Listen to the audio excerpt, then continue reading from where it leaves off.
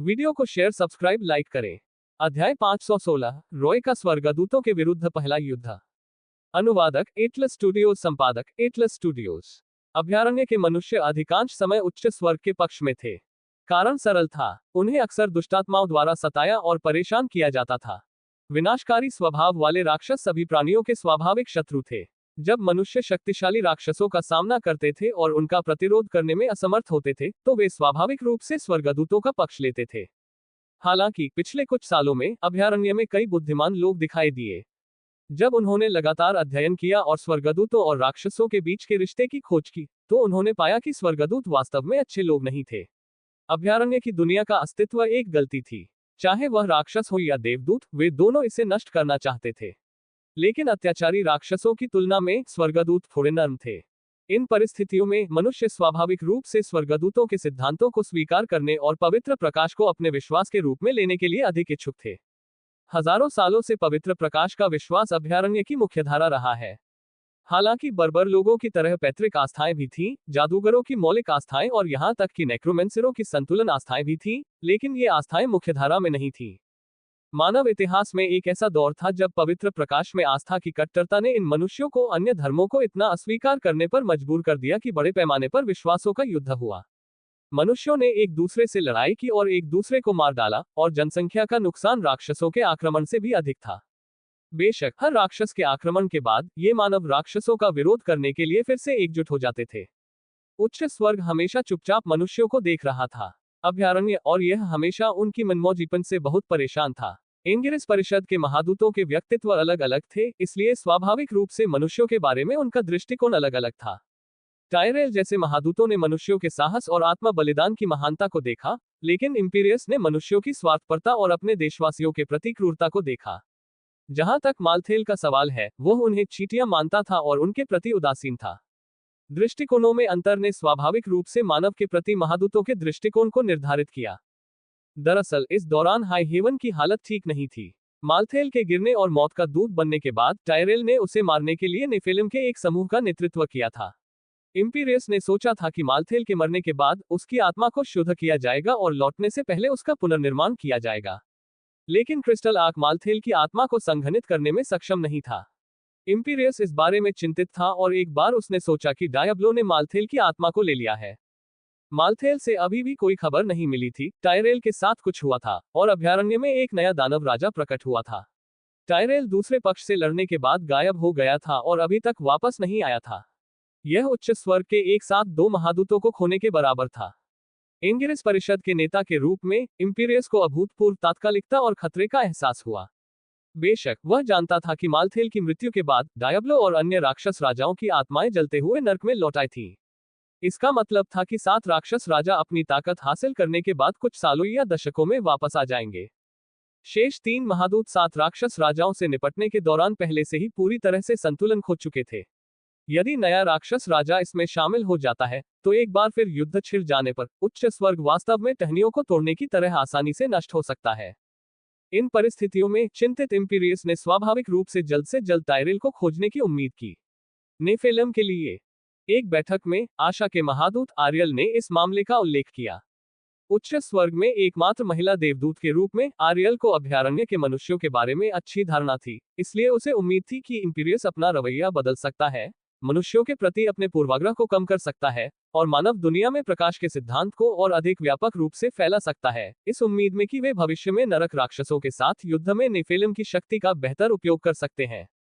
क्या इंपीरियस को यह नहीं पता था? बेशक वह जानता था। जब डायब्लो ने हाई हेवन में अपना रास्ता बनाया, तो उसने ये भी देखा कि नेफिलिम कितने शक्तिशाली थे जिन्होंने अपनी शक्ति वापस पाना शुरू कर दिया था। लेकिन समस्या ये थी कि वह इन शक्तिशाली नेफिलिम के बारे में काफी उलझन में था। जहां तक उसके उलझन में होने की बात है, तो इसमें सेंक्चुरी का रहस्य शामिल था। लगभग 3000 साल पहले जब स्वर्ग और नर्क ने पहली बार सेंक्चुरी की खोज की थी, लिलिथ को पहले ही इनारियस द्वारा शून्य में निर्वासित कर दिया गया था। स्वर्ग और नर्क ने बिना किसी रोक टोक के सेंक्चुरी में धर्म विकसित किए थे। उम्मीद थी कि वे सेंक्चुरी को अपनी ताकत विकसित करने के लिए एक लीवर के रूप में इस्तेमाल करेंगे ताकि वे दूसरे पक्ष को पछाड़ सकें। उस समय सेंक्चुरी के मनुष्य कमजोर और असहाय थे और वे मोहरे थे जिन्हें देवदूत और राक्षस अपनी इच्छानुसार इस्तेमाल कर सकते थे। न्याय के महादूत टायरेल का भी सेंक्चुरी के मनुष्यों के प्रति वही रवैया था जो इंपीरियस का था। स्वर्ग ने सेंचुरी में प्रकाश के कैथेड्रल की स्थापना की और नर्क ने त्रिदेवों के मंदिर की स्थापना की। स्वर्ग और नर्क ने इन दोनों चर्चों का उपयोग सेंचुरी में छद्म युद्ध लड़ने के लिए करते हुए अपने विश्वास का प्रसार किया। हर कोई जानता था कि तथाकथित छद्म युद्ध एजेंटों के लिए बहुत क्रूर था, क्योंकि अंत में केवल मनुष्य ही मरेंगे और स्वर्गदूतों और राक्षसों को कोई नुकसान नहीं होगा। लेकिन ऐसी परिस्थितियों में लिलिथ, जो शून्य में निर्वासित होने के बाद हारने को तैयार नहीं थी, एक विघटनकारी बन गई। उन्हें नहीं पता था कि वह शून्य से कैसे बच निकली, शायद इसलिए क्योंकि जब उसे पहली बार निर्वासित किया गया था तो उसे केवल शून्य और भौतिक दुनिया के किनारे तक ही निर्वासित किया गया था। संक्षेप में, वह एक बार वापस लौटी थी। लिलिथ को उल्डिसियन नाम का एक नेफेलिम मिला। वह मूल रूप से एक साधारण किसान था, लेकिन उसे कैथेड्रल ऑफ लाइट और टेम्पल ऑफ द ट्राइन द्वारा फंसाया गया और सताया गया, जो उस समय अभयारण्य में प्रचार कर रहे थे। उसे अपने भाई और परिवार के साथ अपना गृहनगर छोड़ने के लिए मजबूर होना पड़ा। तब लिलिथ ने उसे पाया। वह जानती थी कि उसके पास एक शक्तिशाली नेफेलिम वंश था, इसलिए लगातार उससे संपर्क करने के बाद उसने उसे अपने वंश में शक्तिशाली शक्ति को मुक्त करने में मदद की। उसे उम्मीद थी कि वह इस शक्ति का उपयोग इनारियस और सभी स्वर्गदूतों और राक्षसों को बाहर निकालने के लिए कर सकता है। उल्डिसियन को शुरू से ही स्वर्गदूतों और राक्षसों से नफरत थी, इसलिए उसने वैसा ही किया जैसा उसे बताया गया था। वह इतिहास का सबसे शक्तिशाली नेफेलिम भी बन गया, और इनारियस और लिलिथ का पहला बेटा लिनेरियन भी उसकी बराबरी नहीं कर सका। अपनी शक्तिशाली ताकत के साथ उसने एक और धार्मिक समूह एडरेम की स्थापना की, जिसका लक्ष्य अभयारण्य के मनुष्यों के लिए प्रकाश के कैथेड्रल और त्रिगुण के मंदिर को उजागर करना था। हालांकि यह शुरू में काफी प्रभावी था और त्रिगुण के मंदिर को नष्ट कर दिया गया था। इस प्रक्रिया में लिलिथ ने अंततः उल्डिसियन और स्थिति पर नियंत्रण खो दिया। उसने पाया कि वह उसका इस्तेमाल कर रही थी, और अंत में उसने उसे कमजोर कर दिया, जिससे उसे फिर से इनारियस द्वारा निर्वासित कर दिया गया। इस बार लिलिथ को शून्य में और भी गहरे निर्वासित किया गया था। मूल रूप से उल्डिसियन ने इनारियस को भी निष्कासित करने की योजना बनाई थी, लेकिन युद्ध के दौरान उसे वर्ल्डस्टोन के अस्तित्व का पता चला। उसने नेफेलिम की शक्ति को कैद करने वाली बेड़ियों को हटाने के लिए वर्ल्डस्टोन की आवृत्ति को समायोजित करने के लिए अपनी ताकत का उपयोग करने की कोशिश की। लेकिन इस कार्रवाई ने अंततः उच्च स्वर्ग का ध्यान आकर्षित किया।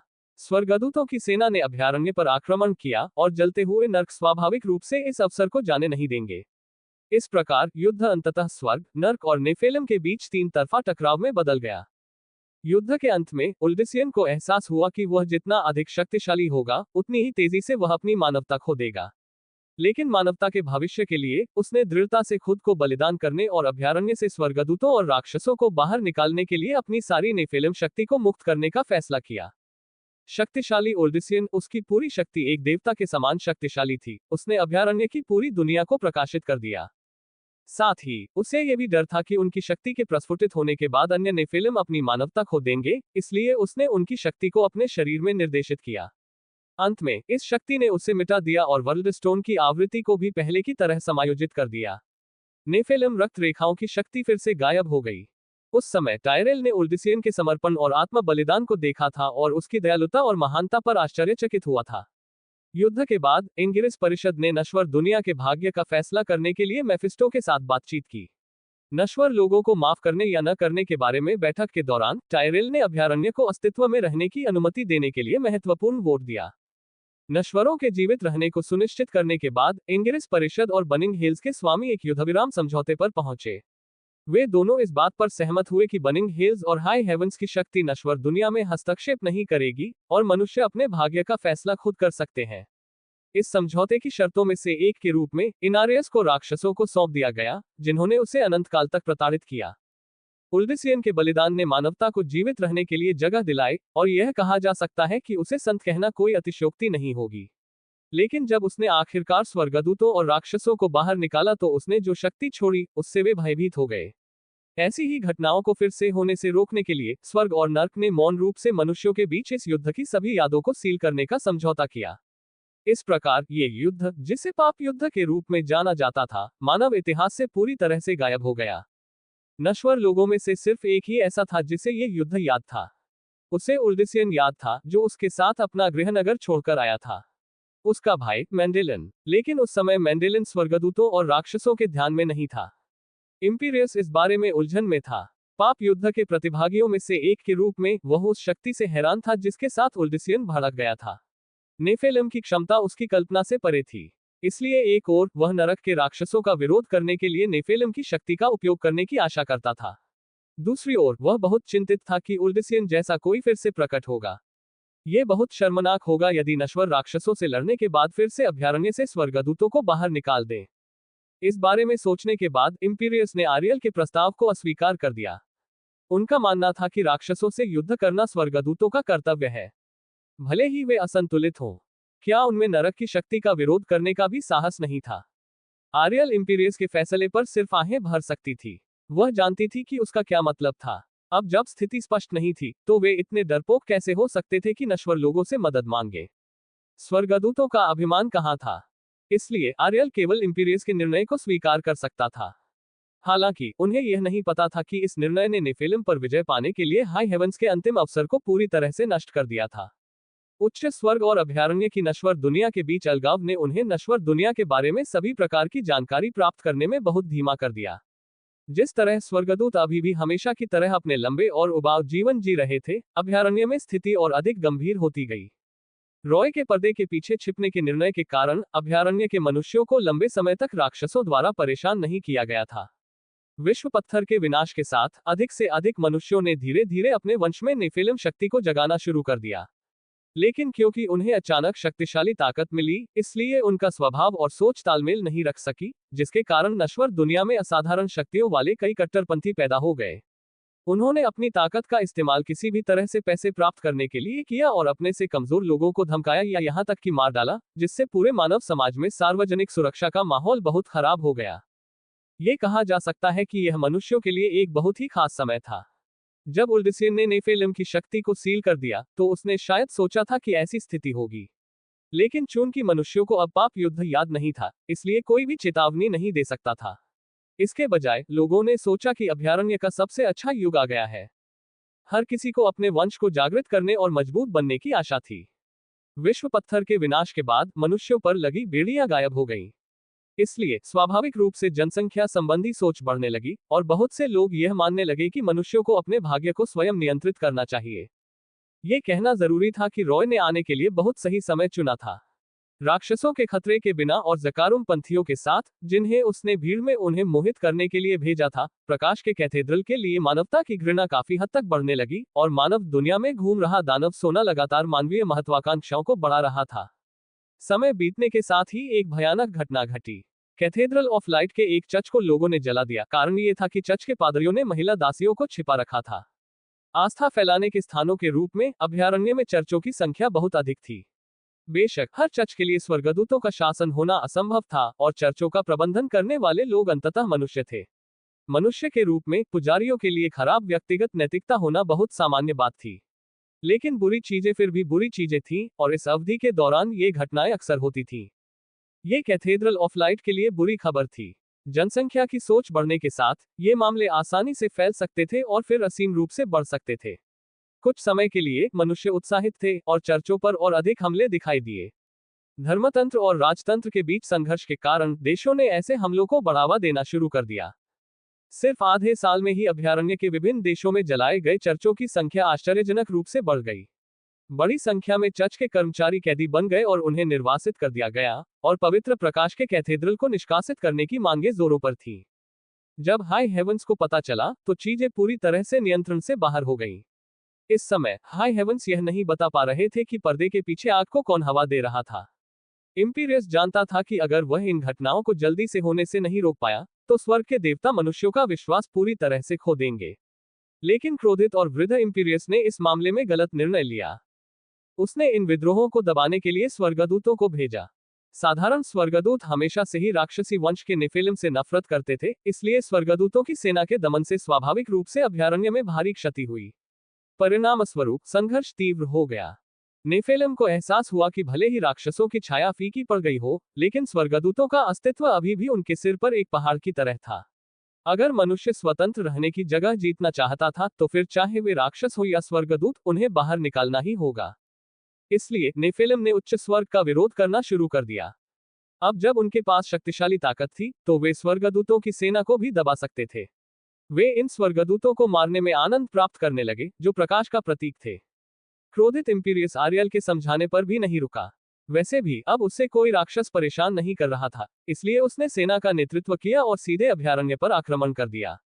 ठीक इसी तरह रॉय के इस दुनिया में उतरने के 5 साल बाद इंसानों और स्वर्गदूतों के बीच युद्ध शुरू हो गया। रॉय के प्रकट होने से इस विश्व का इतिहास पूरी तरह से एक अज्ञात मोड़ पर आ गया। जहां तक रॉय की बात है, वह चुपचाप शक्ति जमा कर रहा था। वह अब पूरी तरह से बनिंग हिल्स का प्रवक्ता बन चुका था। उस समय जब 7 राक्षस राजा वापस नहीं लौटे थे, वह सर्वोच्च नेता था जिसने पूरे बनिंग हिल्स पर शासन किया था।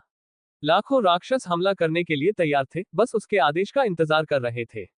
वे उसके नेतृत्व में उच्च स्वर्ग को पूरी तरह से नष्ट कर देंगे, सभी स्वर्गदूतों को मार देंगे और इस दुनिया के शाश्वत संघर्ष को पूरी तरह से समाप्त कर देंगे। बेशक ये सिर्फ राक्षसों के विचार थे। वे नहीं जानते थे कि रॉय वास्तव में क्या सोच रहा था। इतने सारे सैनिकों के साथ वह न केवल उच्च स्वर्ग के खिलाफ बल्कि लिलिथ के खिलाफ भी पहरा दे रहा था। हालांकि मेफिस्टो की चेतावनी में सच्चाई और झूठ दोनों थे, रॉय का मानना था कि लिलिथ की वापसी सच होनी चाहिए। इस दुनिया के इतिहास की अपनी व्याख्या के माध्यम से उन्होंने अनुमान लगाया कि उसे संभवतः हजारों सालों के लिए शून्य में निर्वासित कर दिया गया था। इतने लंबे समय के बाद कौन जानता था कि लिलिथ क्या बन गई थी। शायद जिस क्षण वह वापस लौटेगी, वह शून्य भगवान होगी, जो एक बड़ी बात होगी। अराजकता के ड्रैगन उर्गाश का शून्य द्वारा जंग खाए जाने का दृश्य अभी भी उसके दिमाग में जीवंत था। जिस क्षण उर्गाश भागकर प्रकट हुआ, आशान की पूरी दुनिया नष्ट हो गई। रॉय को इसका गहरा प्रभाव पड़ा। उस समय उसके पास शून्य शक्ति से निपटने का कोई तरीका नहीं था, लेकिन इस बार यह अलग था। दानव राजा बनने के बाद उसने जो अराजकता शक्ति हासिल की थी, वह डेविल मे क्राई की दुनिया में पहले ही साबित हो चुकी थी। उस समय उसने शून्य शक्ति के खिलाफ लड़ने के लिए अराजकता शक्ति का इस्तेमाल किया था ताकि शून्य के द्वार की मरम्मत और उसे बंद किया जा सके। अगर लिलिथ वास्तव में शून्य द्वारा जंग खा गई थी, तो उसे विश्वास था कि वह उसका सामना कर सकता है। अब इन शून्य प्राणियों के साथ सीधे संपर्क में आने का समय आ गया था। मानवता और स्वर्ग के बीच युद्ध को ठंडे दिमाग से देखने के साथ साथ रॉय एक चीज का अध्ययन भी कर रहा था, विश्व पत्थर। यद्यपि पिछले युद्ध में विश्व पत्थर नष्ट हो चुका था, फिर भी अभयारण्य के बुद्धिमान लोगों के बीच एक विशेष दृष्टिकोण उत्पन्न हो गया था। उनका मानना था कि डायब्लो ने जब होश में आकर हाई हेवंस पर हमला किया था, तो उसने जो वर्ल्ड स्टोन नष्ट किया था, वह शायद वर्ल्ड स्टोन का एक टुकड़ा ही था। अन्यथा अगर वर्ल्ड स्टोन वास्तव में नष्ट हो गया था, तो सेंचुरी भी ढह जाना चाहिए था। आखिरकार सेंचुरी को वर्ल्ड स्टोन की नींव पर बनाया गया था। अब जबकि सेंचुरी अभी भी सुरक्षित और स्वस्थ है, इसका मतलब है कि वर्ल्ड स्टोन अभी भी ठीक है। बुद्धिमान लोगों का मानना था कि विश्व पत्थर अतुलनीय रूप से विशाल होना चाहिए, और यह उनके पैरों के नीचे ग्रह के केंद्र में छिपा हुआ था। रॉय को यह तर्क विश्वसनीय लगा क्योंकि वह कल्पना नहीं कर सकते थे कि केवल 1 से 2 मीटर व्यास वाले वर्ल्ड स्टोन का उपयोग किसी ग्रह के आकार की दुनिया बनाने के लिए नींव के रूप में किया जा सकता है। इसलिए उनका मानना था कि इससे भी बड़ा वर्ल्ड स्टोन होना चाहिए। इसके अलावा अनंत संघर्ष में स्वर्गदूतों और राक्षसों के बीच युद्ध एक था। वर्ल्ड स्टोन के लिए प्रतिस्पर्धा काफी हद तक कमजोर थी। अगर यह चीज वाकई इतनी कमजोर होती, तो लाखों सालों के युद्ध में यह बहुत पहले ही नष्ट हो चुकी होती। इसे इतने लंबे समय तक कैसे सुरक्षित रखा जा सकता था? रॉय को विश्व पत्थर में इतनी दिलचस्पी इसलिए थी क्योंकि उसे लगता था कि यह संभवतः सृष्टिकर्ता का अवशेष है।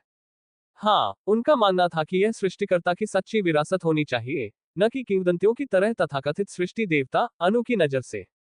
जहां तक उसे पता था, निर्माता की विरासत से संबंधित वस्तुओं में से एक रसातल में छोड़ी गई दानव बाइबल की मूठ थी, एक स्वर्ग की सत्य की पुस्तक थी, और दूसरी लिलिथ का लाल सागर अंडा संदेहास्पद था। निर्माता के इन प्रकार के अवशेषों में किसी प्रकार की रहस्यमय शक्ति निहित थी, और वे निर्माता द्वारा अनंत दुनियाएं बनाते समय छोड़े गए निशान और निशान थे।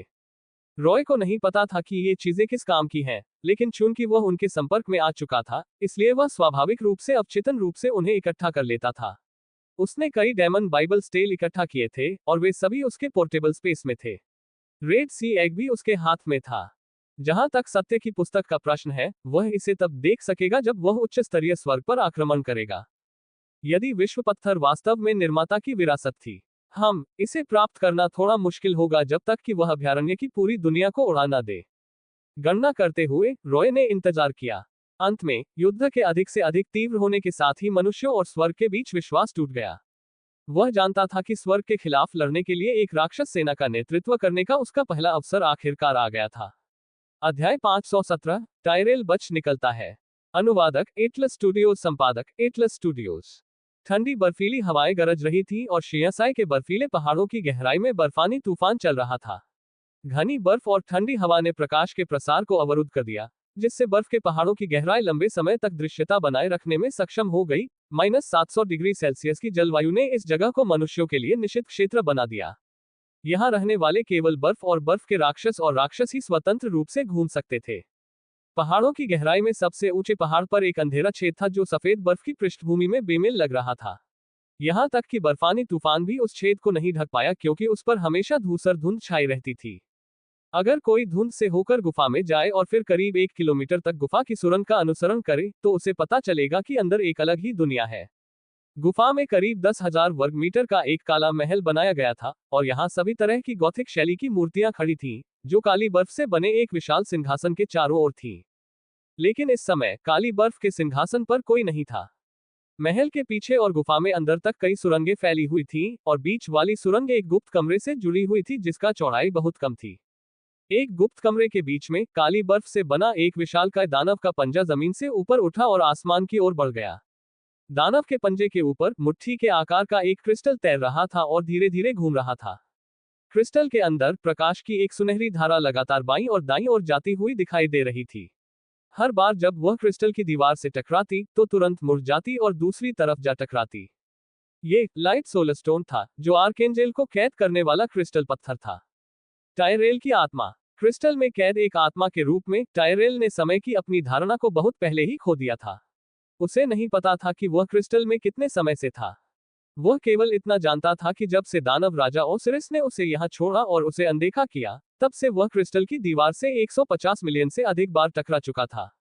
वह अपनी आत्मा को क्रिस्टल में सोने नहीं दे सकता था, इसलिए वह केवल इस विधि का उपयोग करके ही गणना कर सकता था कि उसे कितने समय तक कैद रखा गया था। लेकिन जैसे जैसे गिनती बढ़ती गई, उसके दिल में चिंता और भी मजबूत होती गई। उसे नहीं पता था कि बाहरी दुनिया में क्या चल रहा है। क्या दानव राजा ओसिरिस ने अभयारण्य पर हमला किया है? उच्च स्वर्ग वर्तमान में कैसा कर रहा है? या क्या अंगिरिस परिषद अभी भी टिकी हुई है? जितना अधिक समय बीतता गया, उतना ही वह असहज महसूस करता गया। किसी समय टायरेल ने वास्तव में मेफिस्टो, डायब्लो और ब्लैक सोलस्टोन में कैद अन्य राक्षस राजाओं की भावनाओं को समझा। टायरेल ने पहले ही कसम खा ली थी कि जब वह भागेगा तो वह ओसिरिस को कैद होने का अपमान जरूर लौटाएगा। वह उसे महादूत के क्रोध का एहसास कराएगा। ठीक इसी तरह वह बार बार टकराता रहा। अचानक उसने पाया कि क्रिस्टल की दीवार का एक किनारा पतला हो गया है। उसे नहीं पता था कि यह उसका भ्रम था या नहीं, लेकिन उसके दिल में उम्मीद जगी। उसने तुरंत खुद को संभाला और उस बिंदु से टकराना जारी रखा जिसे उसने अभी महसूस किया था। उसे यकीन नहीं था कि यह टकराव विधि वास्तव में उसे मुक्त कर सकती है, लेकिन इसके अलावा वह कुछ और नहीं कर सकता था। हालांकि क्रिस्टल उसे अपनी आत्मा की आवाज बाहरी दुनिया में प्रसारित करने की अनुमति दे सकता था, यह दानव राजा ओसिरिस का महल था और कोई भी उस पर ध्यान नहीं देगा। यहाँ तक कि अगर किसी ने उसकी आवाज सुनी तो उसकी आत्मा को मुक्त करने के लिए उपन्यासों से कोई शूरवीर नहीं होगा। लगातार टकरावों के साथ टायरेल ने पाया कि क्रिस्टल की दीवार का प्रतिरोध वास्तव में कमजोर होता जा रहा था। अनगिनत टकरावों के बाद उसे अचानक अपनी आंखों में रोशनी मिली और अपरिवर्तित क्रिस्टल की दीवार की जगह एक नया दृश्य दिखाई दिया। मैं बाहर हूँ। टायरेल ने अविश्वास में संकीर्ण गुप्त कमरे को देखा और फिर अपने शरीर को फिर से उत्साह से संकुचित कर लिया। महादूत पवित्र प्रकाश से बने प्राणी थे और उनके पास बोलने के लिए बिल्कुल भी मांस और रक्त नहीं था। उनके लिए अपनी आत्माओं को शरीर में बदलना आसान था। प्रकाश की एक चमक के बाद टायरेल का चेहरा, जो बिल्कुल उल्दिसियन के जैसा ही था, फिर से प्रकट हुआ। इतिहास में सबसे शक्तिशाली नेफिलिम उल्दिसियन ने टायरेल पर गहरी छाप छोड़ी थी। महादूतों के पास चेहरे नहीं होते थे और वे जो कवच पहनते थे वह केवल शुद्ध पवित्र प्रकाश का एक समूह होता था। लेकिन जब टायरेल अभयारण्य में उतरा और नश्वर बन गया तो उसके सघन चेहरे ने अवचेतन रूप से उल्दिसियन के समान चेहरा चुना। अर्खंगेल टायरेल, जिसका चेहरा उल्दिसियन जैसा था, प्रकाश सोलस्टोन से बाहर निकला और लड़खड़ाते हुए अपने घुटनों पर बैठ गया। क्रिस्टल में लगातार टकराव ने उसकी आत्मा शक्ति को बहुत कमजोर कर दिया था। इसलिए जब वह एक मांसल शरीर में बदल गया तो उसके बाद जो हुआ वह अतुलनीय रूप से तेज सिरदर्द और चक्कर आना था। यह महसूस करते हुए कि उसकी ताकत बहुत कम हो गई है, टायरेल ने यहाँ बहुत लंबे समय तक रहने की हिम्मत नहीं की। उसे डर था कि दानव राजा ओसिरिस को उसके भागने का पता चल जाएगा और वह अचानक प्रकट हो जाएगा। उस स्थिति में वह तुरंत फिर से लाइट सोलस्टोन में बंद हो जाएगा। अपने सामने की असुविधा और दोहरी दृष्टि को सहते हुए वह लड़खड़ाते हुए गुप्त कमरे से बाहर निकल गया। लेकिन केवल आधे मिनट बाद वह गलियारे से वापस आ गया। टायरेल ने अपना सिर नीचे किया और एक जटिल भाव के साथ लाइट सोलस्टोन को देखा। उसके भागने के बाद ये क्रिस्टल अपने मूल स्वरूप में वापस आ गया और एक साधारण क्रिस्टल की तरह दिखने लगा, क्योंकि ये दानव के पंजे पर तैरता रहा। ओसिरिस के हाथों हार झेलने के बाद टायरेल ने इस दौरान बहुत सोचा था। आखिरकार वह अब एक महादूत था जिसे मालथेल की बुद्धि की उपाधि विरासत में मिली थी। ये समझने के बाद कि दुश्मन किस तरह का राक्षस था, उसे एहसास हुआ कि उसने दुश्मन को कम करके आंका था। अब जब वह फिर से शांत हो गया तो उसे एहसास हुआ कि कुछ गड़बड़ है। उसका भागना थोड़ा अप्रत्याशित था। अगर लाइट सोलस्टोन में कोई खामी नहीं थी तो उसे यकीन था कि दानव राजा ओसिरिस ने उसके भागने की योजना बनाई थी और उसे रिहा कर दिया था। तो फिर उसने मुझे क्यों छोड़ा? ऐसा तो नहीं हो सकता कि उसे अपनी ताकत पर इतना भरोसा हो कि उसने जानबूझकर उसके लिए आर्केंजेल स्तर का प्रतिद्वंद्वी जोड़ दिया, है ना? यह एक खुली योजना है। टायरेल ने लाइट सोलस्टोन को देखते हुए यह बात समझी। ओसिरिस का लक्ष्य उच्च स्वर्ग है, लेकिन उच्च स्वर्ग शुद्धिकरण स्थान में है। उसके जैसे विदेशी दानव के लिए उच्च स्वर्ग के स्थानिक निर्देशांक प्राप्त करना असंभव है, इसलिए उसके लिए एक स्थानिक चैनल को तोड़ना और डायब्लो की तरह आक्रमण करना स्वाभाविक रूप से असंभव है। उसने मुझे बाहर जाने दिया क्योंकि वह जानता है कि मुझे उच्च स्वर्ग में वापस जाना है। वह मुझे ट्रैक करना चाहता है और उसका स्थान ढूंढना चाहता है। टायरेल ने अपने सामने लाइट सोलस्टोन को एक जटिल भाव से देखा। उसने अपना हाथ आगे बढ़ाया, सोलस्टोन को पकड़ना चाहा, लेकिन फिर छोड़ दिया और यह कई बार दोहराया। उसने सोचा, इस सोलस्टोन में एक बीकन का कार्य है। अगर मैं इसे हटा देता हूं, तो मैं निश्चित रूप से उच्च स्वर्ग के निर्देशांक को उजागर कर दूंगा। लेकिन अगर मैं इसे नहीं हटाता, तो ये सोलस्टोन सभी स्वर्गदूतों का दुर्स्वप्न बन जाएगा। एक बार युद्ध शुरू होने के बाद मारे गए स्वर्गदूत योद्धा सोलस्टोन द्वारा कैद कर लिए जाएंगे और कभी वापस नहीं आ पाएंगे। टायरेल ने अपनी आंखें बंद कर ली और गुप्त कमरे के ऊपर की ओर देखा। वह बहुत उलझन में था। लेकिन थोड़ी देर बाद उसने अचानक अपनी आंखें खोली, अपना दाहिना हाथ आगे बढ़ाया और सोलस्टोन को पकड़ लिया। संघर्ष के बाद टायरेल की आंखें दृढ़ संकल्प से भरी थीं। उसने अपने दाहिने हाथ में सोलस्टोन पकड़ रखा था और इस तरह समझाया जैसे वह खुद को सांत्वना दे रहा हो। भले ही मैं सोलस्टोन न लूं, ओसिरिस के पास अभी भी उच्च स्वर्ग का रास्ता खोजने के अन्य तरीके हैं। यह उसकी योजना में देरी करने के अलावा और कुछ नहीं है। लेकिन अगर मैं सोलस्टोन ले लूं, तो हमारे योद्धा युद्ध में लगातार लौटेंगे। टायरेल ने मुड़कर दृढ़तापूर्वक मार्ग से बाहर निकल गया तथा आत्मा पत्थर को अपने साथ ले लिया। जैसा कि अपेक्षित था, जब टायरेल दानव राजा के महल में पहुंचा तो उसने पाया कि वह खाली था। दानव राजा ओसिरिस बहुत पहले ही गायब हो चुका था, मानो उसने उसके भागने के लिए विशेष रूप से परिस्थितियां बनाई हो। टायरेल ने खुद को भाग्यशाली महसूस किया और आह भरी। सौभाग्य से, चाहे कुछ भी हो, वह फिर भी बच गया। उसने आह भरी क्योंकि वह जानता था कि यह ओसिरिस की योजना थी, लेकिन उसके पास उसकी योजना का पालन करने के अलावा कोई विकल्प नहीं था। ऐसा दिव्य कलाकृति सोलस्टोन बनाना आसान नहीं होना चाहिए। ओसिरिस के पास दूसरा नहीं होगा। मैं इसे वापस उच्च स्वर्ग में लाऊंगा और इसे स्वर्ग के सबसे गहरे हिस्से में रखूंगा। यरेल ने बाहर निकलते हुए सोचा, जब तक आप हम 4 महादूतों के अवरोध को तोड़ नहीं सकते, तब तक इस सोलस्टोन को वापस पाने के बारे में सोचना भी मत, ओसिरिस। दानव राजा महल से निकलने के बाद टायरेल बर्फीले पहाड़ों में चला गया। क्रूर प्राकृतिक वातावरण ने उसे बहुत प्रभावित नहीं किया, लेकिन उसने अपने देवदूत रूप में उड़ने की हिम्मत नहीं की। उसे डर था कि वह पहाड़ों में राक्षसों और राक्षसों को डरा देगा। इसलिए वह केवल लंबी दूरी तय कर सकता था और अपने पैरों पर पहाड़ों से बाहर निकल सकता था। करीब आधे महीने बाद टायरेल आखिरकार पहाड़ों से बाहर निकल आया। जब उसने नीचे चट्टानों पर बना शहर देखा, तो उसे एहसास हुआ कि वह कहाँ है। ये शियानसाई है। शहर की इमारतों के अनोखे प्राच्य आकर्षण को देखकर उसे बहुत ज्यादा सुकून महसूस हुआ। उसने इस मानव शहर में जाने और ये पूछने की योजना बनाई कि यह कब से है और अभयारण्य कैसा चल रहा है। लेकिन जब वे शहर में पहुंचे तो उन्होंने पाया कि वहां न केवल मूल प्राच्य दिखने वाले शियानसाई लोग थे, बल्कि कई पश्चिमी दिखने वाले कैल्डियम लोग भी थे। टायरेल को बहुत आश्चर्य हुआ।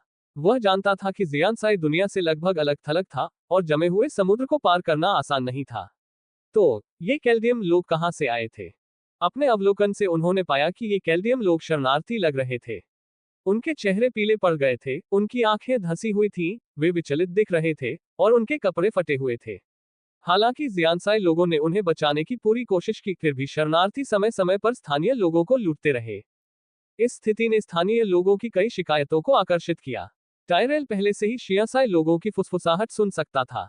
वे सेना में शामिल होने और इन शरणार्थियों को शहर से बाहर रहने के लिए निकालने की योजना बना रहे थे। उनके पास जो थोड़ी बहुत सहानुभूति थी वह पहले ही इन शरणार्थियों के कारण खत्म हो चुकी थी। क्या हुआ? टायरेल हैरान था। सौभाग्य से उसने शरणार्थियों के बीच एक जाना पहचाना चेहरा देखा। यह एक निराश्रित व्यक्ति था और टायरेल ने उसे पहले भी कहीं देखा था। वह उस आदमी के सामने गया और उसका कॉलर पकड़ लिया। तुम यहाँ के निवासी हो? वेस्टमाच, तुम यहाँ क्यों हो? लेकिन टायरेल को यह उम्मीद नहीं थी कि इस आदमी द्वारा उसे पहचाने जाने के बाद वह घबराहट में टायरेल के हाथ से छूट गया। जमीन पर गिरने के बाद उसने अपने पैरों को बेतहाशा रगड़ा और पागलों की तरह चिल्लाया, देवदूत! एक देवदूत यहाँ है। देवदूत शियानसाई के लिए आ रहे हैं। उस आदमी की चीख सुनकर आसपास की भीड़ में हड़कंप मच गया।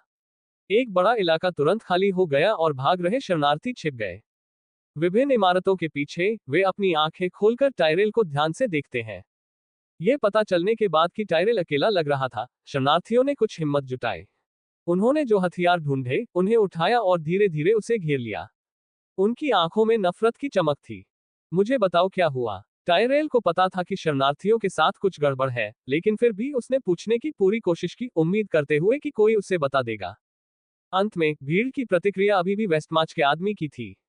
वे कांपते हुए टायरेल पर चिल्लाए, ये तुम स्वर्गदूत हो। उस समय मालथेल के रीपर्स ने वेस्टमाच और हमारे घर को नष्ट कर दिया था। अब जब शहर का पुनर्निर्माण हो गया है तो तुम फिर से यहाँ हो। तुम उन राक्षसों से अलग नहीं हो। तुम सभी हमें नष्ट करना चाहते हो। चले जाओ। अरे देवदूत, निकल जा शियानसाई से। आपका यहाँ स्वागत नहीं है। अनगिनत पत्थर, सड़े हुए अंडे, सड़ी हुई सब्जियां, यहाँ तक कि रसोई के चाकू और लोहे की छड़ें भी उड़कर टायरेल पर गिरी। एक महादूत के रूप में वह इन अपमानों से केवल दयनीय स्थिति में ही बच सकता था। इस समय जब तक टायरेल अपनी तलवार दिखाता या अपने हल्के पंख फैलाता, वह इन नश्वर लोगों को डराकर भगा सकता था। लेकिन वह जानता था कि वह ऐसा नहीं कर सकता। इन शरणार्थियों के शब्दों से वह बता सकता था कि स्वर्ग की सेना ने फिर से अभयारण्य पर आक्रमण किया होगा। दूसरे शब्दों में कहें तो उसकी बेचैनी सच हो गई थी। दानव राजा ओसिरिस की योजना सफल हो गई थी। इसलिए उसने इन नश्वर प्राणियों की चीख पुकार पर ध्यान नहीं दिया, अपने पंख फैलाए और अचानक आकाश में उड़ गया। जमीन पर शरणार्थियों की तेज जयकारें सुनकर टायरेल को लगा जैसे उसका दिल आग की लपटों में जल रहा है। जिन नश्वर लोगों की वह हमेशा रक्षा करना चाहता था, वे वास्तव में उससे नफरत करने लगे और उससे बेहद नफरत करने लगे। केवल वही उस कड़वाहट को समझ सकता था। अध्याय 518 वीरता का महादूत बहुत थक गया है। अनुवादक एटलस स्टूडियोज, संपादक एटलस स्टूडियोज। आसमान में ऊंची उड़ान भरते हुए टायरेल ने तबाही का मंजर देखा। सेंक्चुअरी के दोनों महाद्वीपों पर हर जगह युद्ध के निशान थे। अनगिनत गांव जलकर खाक हो गए थे, शहरों में आग लगी हुई थी और जंगल और उपनगरों में हर जगह ताजी लाशें बिखरी हुई थीं। और इस सब के पीछे अपराधी राक्षस नहीं बल्कि देवदूत थे। हाई हेवंस ने लगभग मालथेल के मूल हमले के प्रक्षेप पथ को दोहराया था। उनका पहला हमला वेस्टमाच पर था, ये बदकिस्मत शहर जिसे मालथेल के रीपर्स ने अभी अभी नष्ट किया था। इसे कुछ साल पहले ही फिर से बनाया गया था, लेकिन इसे फिर से स्वर्गदूतों ने नष्ट कर दिया।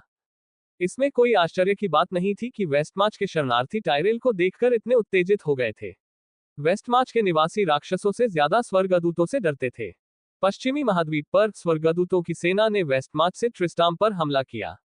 पूर्वी महाद्वीप पर कैलेडेम और केजिस्तान साम्राज्य एक के बाद एक गिर गए थे। शरणार्थियों की भारी संख्या केवल रेडलैंड्स और ड्राई स्टेप्स में जाने का जोखिम उठा सकती थी।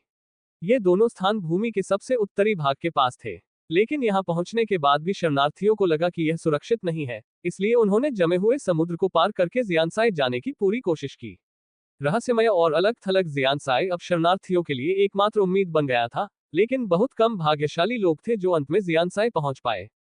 ये कैसे हुआ? ये कैसे हुआ? वे आसमान में उड़ रहे थे और जमीन पर जो भी इंसान दिख रहा था, उस पर हमला कर रहे थे। जब तक एक निश्चित संख्या से ज्यादा इंसान इकट्ठे होते, फरिश्ते उन्हें मार देते। इसी तरह इन स्वर्गदूतों पर भी नेफिलिम द्वारा पलटवार किया जाएगा। लेकिन जो स्वर्गदूत उड़ सकते थे, उन्हें स्वाभाविक लाभ था। इसके अलावा उच्च स्वर्ग के सैन्य संगठन की तुलना में नेफिलिम के पास एकीकृत संचालन कमान का अभाव था। उन्होंने केवल छिटपुट टीमें बनाई और पूरी दुनिया में स्वर्गदूतों की सेनाओं के खिलाफ लड़ाई लड़ी। इसलिए भले ही कुछ कुलीन नेफिलिम योद्धा बहुत शक्तिशाली थे, लेकिन वे केवल कुछ जीत हासिल कर सकते थे। बेशक युद्ध के शुरुआती चरणों में ही देवदूत सेना को लाभ मिला होगा। नेफिलिम और भी मजबूत होते जा रहे थे। अब जबकि उन्होंने वर्ल्डस्टोन का संयम खो दिया था, उल्डिसियन जैसे एक और भयंकर व्यक्ति का प्रकट होना असंभव नहीं था। उस समय स्थिति उलट हो सकती थी। स्वर्गदूत सैनिकों ने स्वाभाविक रूप से टायरेल को हवा में उड़ते हुए देखा। उन्होंने उसे घेर लिया और आश्चर्य से कहा, आपका महामहिम टायरेल, क्या आप गायब नहीं हैं? सैनिकों, टायरेल के पास समझाने का समय नहीं था। उसने एक स्वर्गदूत साजंट को पकड़ लिया और पूछा, तुम्हें अभयारण्य पर हमला करने का आदेश किसने दिया था? ओह, ये लॉर्ड इम्पीरियस का आदेश है। देवदूत थोड़ा उलझन में था, लेकिन उसने फिर भी जवाब दिया। लानत है, उसकी हिम्मत कैसे हुई? टायरेल गुस्से में था। उसने स्वर्गदूत साजंट को धक्का दिया और कहा, अपने योद्धाओं को इकट्ठा करो और तुरंत वापस जाओ। अभयारण्य पर आक्रमण से नश्वर पूरी तरह से हमारे खिलाफ खड़े हो जाएंगे। क्या तुम समझते हो? माफ करना, लॉर्ड टायरेल। देवदूत अपने होश में आया और अजीब तरीके से बोला, मुझे आपके आदेश का पालन न करने के लिए माफ करें। लड़ने का फैसला व्यक्तिगत रूप से लॉर्ड इम्पीरियस द्वारा आदेशित किया गया था। आप शायद नहीं जानते होंगे, लेकिन आपके गायब होने के दौरान नश्वर लोगों ने बार बार हाई की गरिमा को अपवित्र किया है। स्वर्ग, लानत है। मुझे जल्द से जल्द हाई हेवन वापस जाना है। यह सुनकर टायरेल को पता चल गया कि इस साजंट के लिए उसके आदेशों को सुनना असंभव था। आखिरकार इम्पीरियस हाई हेवन का नेता था और स्वर्गदूत सैनिकों के लिए उसके आदेशों की अवहेलना करना असंभव था। इसलिए टायरेल ने इन देवदूत सैनिकों को छोड़ दिया, अंतरिक्ष को चीर दिया और पाताल लोक में प्रवेश किया जहां उच्च स्वर्ग थे। सिल्वर सिटी, यह उस शहर का नाम था जहां देवदूत रहते थे। यह एक अनोखी छोटी सी दुनिया थी। शहर की सभी इमारतों में चमचमाती ऊंची ऊंची मीनारें और पूरे शहर में फैले हुए बटरेस थे। सभी इमारतें चमकती हुई चमक से जगमगा रही थीं। पूरा शहर एक सामंजस्यपूर्ण समग्र था। इंगिरिस के हर महादूत परिषद के पास शहर में अपना रहने का क्षेत्र था। जिस स्थान पर वीरता के महादूत इम्पीरियस रहते थे, उसे हॉल ऑफ वेलोर के नाम से जाना जाता था, जहां उन्होंने सामरिक व्यवस्थाएं की और अन्य स्वर्गदूतों को प्रशिक्षित किया। हॉल में उनकी शानदार उपलब्धियों की प्रशंसा करते हुए राजसी युद्ध गीतों की गूंज थी। वह स्थान जहां आशा के महादूत आर्यल रहते थे, उसे आशा के उद्यान के नाम से जाना जाता था। यह सिल्वर सिटी के एक शांत कोने में था और स्वर्गदूत अपनी आत्माओं में स्पष्टता और शांति की तलाश में वहां जाते थे। आशा के उद्यान में हर समय गायन मंडली की स्वर्गीय ध्वनियां गूंजती रहती थीं, जिससे स्वर्गदूतों की आत्माएं सामंजस्य और एकता में रहती थीं। भाग्य के महादूत इथेरेल का निवास भाग्य की लाइब्रेरी थी। भाग्य की उपाधि वाले महादूत के रूप में इथेरेल का कर्तव्य पुस्तकालय में क्रिस्टल में प्रदर्शित रहस्यमय और अस्पष्ट भाग्य को पढ़ने का प्रभारी होना था। भाग्य की लाइब्रेरी में क्रिस्टल को क्रिस्टल आंख के टुकड़े कहा जाता था, जिसे अणु की रीढ़ माना जाता था। इसलिए स्वर्गदूतों का मानना था कि इन क्रिस्टल के टुकड़ों में भी अणु की शक्ति थी। बुद्धि के मूल दूत माल्थाइल एक स्थान पर रहते थे जिसे पूल्स ऑफ विजडम के नाम से जाना जाता था। बुद्धि कुंड का पानी चालादार नामक दिव्य कलाकृति से आया था, जिसे बुद्धि का प्याला कहा जाता है। ऐसा कहा जाता है कि इन कुंडों से बहने वाला पानी भावनाओं के असीम गहरे कुएं थे। वे इस समय ब्रह्मांड में सभी संवेदनशील प्राणियों द्वारा अनुभव की जाने वाली सभी भावनाओं का योग थे।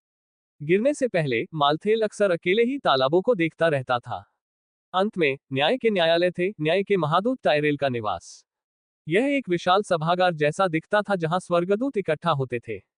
5 महादूतों के निवास स्थान सिल्वर सिटी का मुख्य क्षेत्र थे। इस मुख्य क्षेत्र के केंद्र में क्रिस्टल आर्क था। यह प्रकाश का एक अतुलनीय रूप से ऊंचा और विशाल गुंबद था और वह स्थान था जहां सभी स्वर्गदूतों की आत्माएं लौटती थीं। इस प्रकार यह पूरे उच्च स्वर्ग का मुख्य भाग था। सिल्वर सिटी का सबसे बाहरी क्षेत्र शहर की दीवारों से घिरा हुआ था और केवल एक गेट से ही शहर में प्रवेश की अनुमति थी। ये गेट डायमंड गेट थे और वे सबसे मजबूत किले थे। लाखों सालों से नर्क की सेनाएं कई बार हाई हेवन में घुसने के लिए लड़ती रही हैं, लेकिन वे कभी भी डायमंड गेट को तोड़ नहीं पाई। सिल्वर सिटी के अंदरूनी हिस्से में प्रवेश करना तो दूर की बात है। हालांकि पिछली बार जब डायब्लो ने 7 दानव राजाओं की शक्ति एकत्र की और वापस लौटा, तो उसने आखिरकार डायमंड गेट्स को तोड़ दिया। उस समय डायब्लो ने कोर में गहरे क्रिस्टल आर्क पर भी आक्रमण किया था, लेकिन जब उसने क्रिस्टल आर्क को भ्रष्ट करना चाहा, तो वह अंततः विफल हो गया। इस युद्ध के बाद सिल्वर सिटी ने धीरे धीरे राक्षसों द्वारा छोड़े गए जंग और प्रदूषण को खत्म कर दिया और डायमंड गेट्स की मरम्मत की। वर्तमान हाई हेवन पहले से अलग नहीं था। जब टायरेल उच्च स्वर्ग में लौटा, तो वह सीधे अपने निवास न्याय के न्यायालय में दिखाई दिया। जैसे ही वह बाहर निकला, उसने देखा कि बड़ी संख्या में स्वर्गदूतों की टुकड़ियां पूरे सिल्वर सिटी में आगे पीछे घूम रही थी। यह एक व्यस्त और तनावपूर्ण दृश्य था। ऐसा लग रहा था कि इम्पीरियस के आदेश के तहत उच्च स्वर्ग में स्वर्ग युद्ध की स्थिति में प्रवेश कर चुका था। लेकिन इस बार उनके प्रतिद्वंद्वी नर्क की सेना नहीं बल्कि अभयारण्य के मानव थे। टायरेल जल्दी से हॉल ऑफ वेलोर में गया। वह हॉल में घुसा और तुरंत इम्पीरियस को देखा, जो रणनीतिक समायोजन कर रहा था। इम्पीरियस टायरेल ने उत्साह से चिल्लाया। तुमने इंसानों पर हमला करने का आदेश क्यों दिया?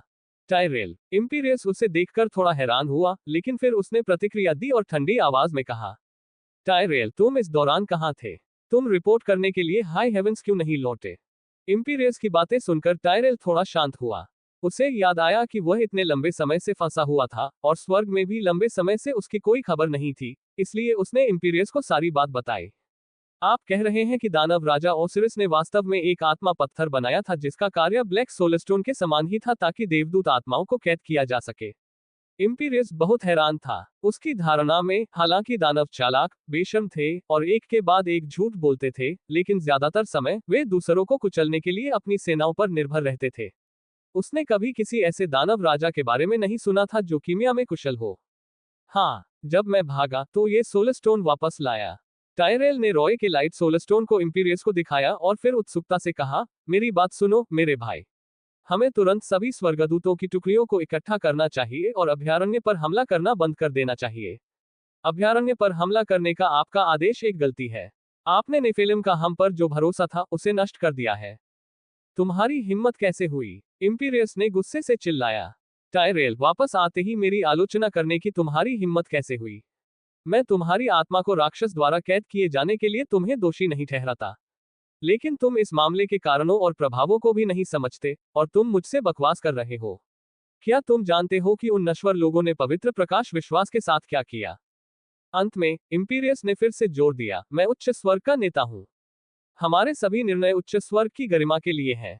आपको मेरी आलोचना करने का कोई अधिकार नहीं है। लेकिन क्या होगा अगर यह सब राक्षसों की साजिश है? टायरेल ने तर्क दिया।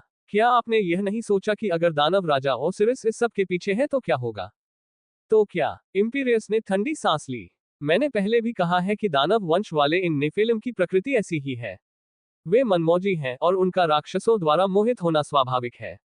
क्या आपको भी यही चिंता नहीं है? अब जब उन्होंने पवित्र प्रकाश को अपवित्र कर दिया है, आस्था को धोखा दिया है और अपने पतन की पुष्टि की है, तो क्या हमें उन्हें सुधारने के लिए कुछ नहीं करना चाहिए? लेकिन भले ही यह उन्हें सही कर रहा हो, लेकिन इस तरह से लड़ने की कोई जरूरत नहीं है। हत्या करने से सिर्फ नफरत ही बढ़ेगी और वे और दूर हो जाएंगे। टायरेल ने जवाब दिया।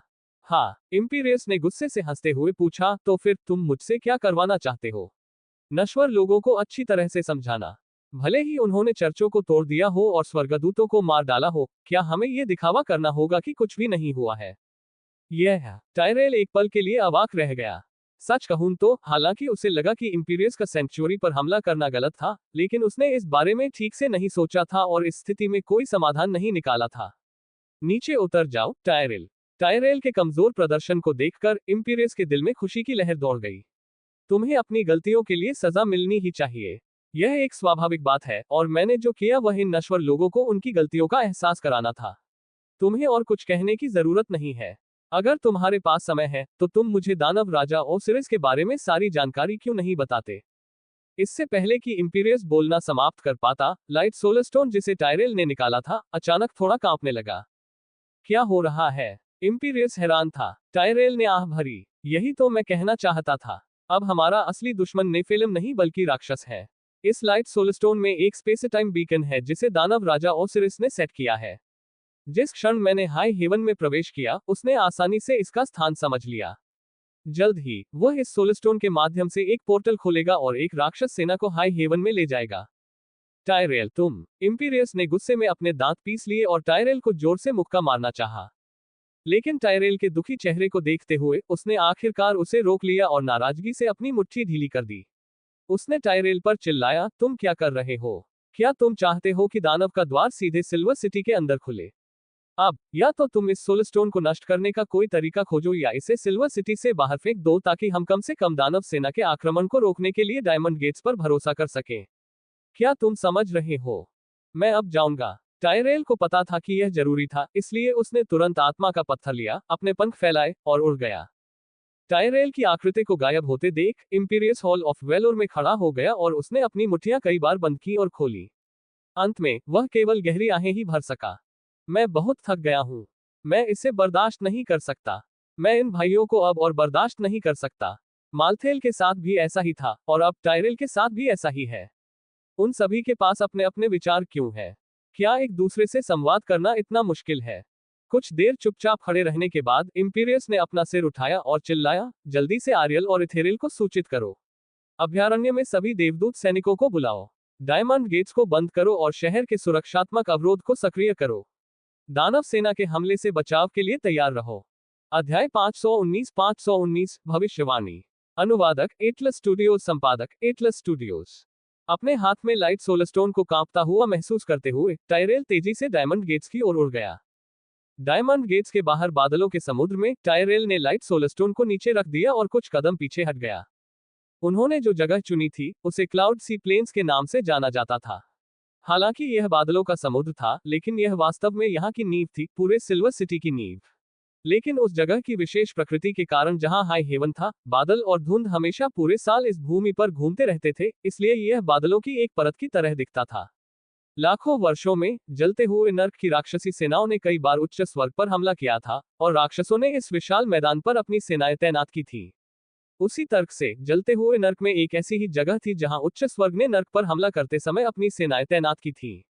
किसी भी मामले में पूरे शाश्वत संघर्ष के दौरान राक्षसों ने उच्च स्वर्ग में लड़ाई लड़ी थी और स्वर्गदूतों ने भी जलते हुए नर्क में लड़ाई लड़ी थी।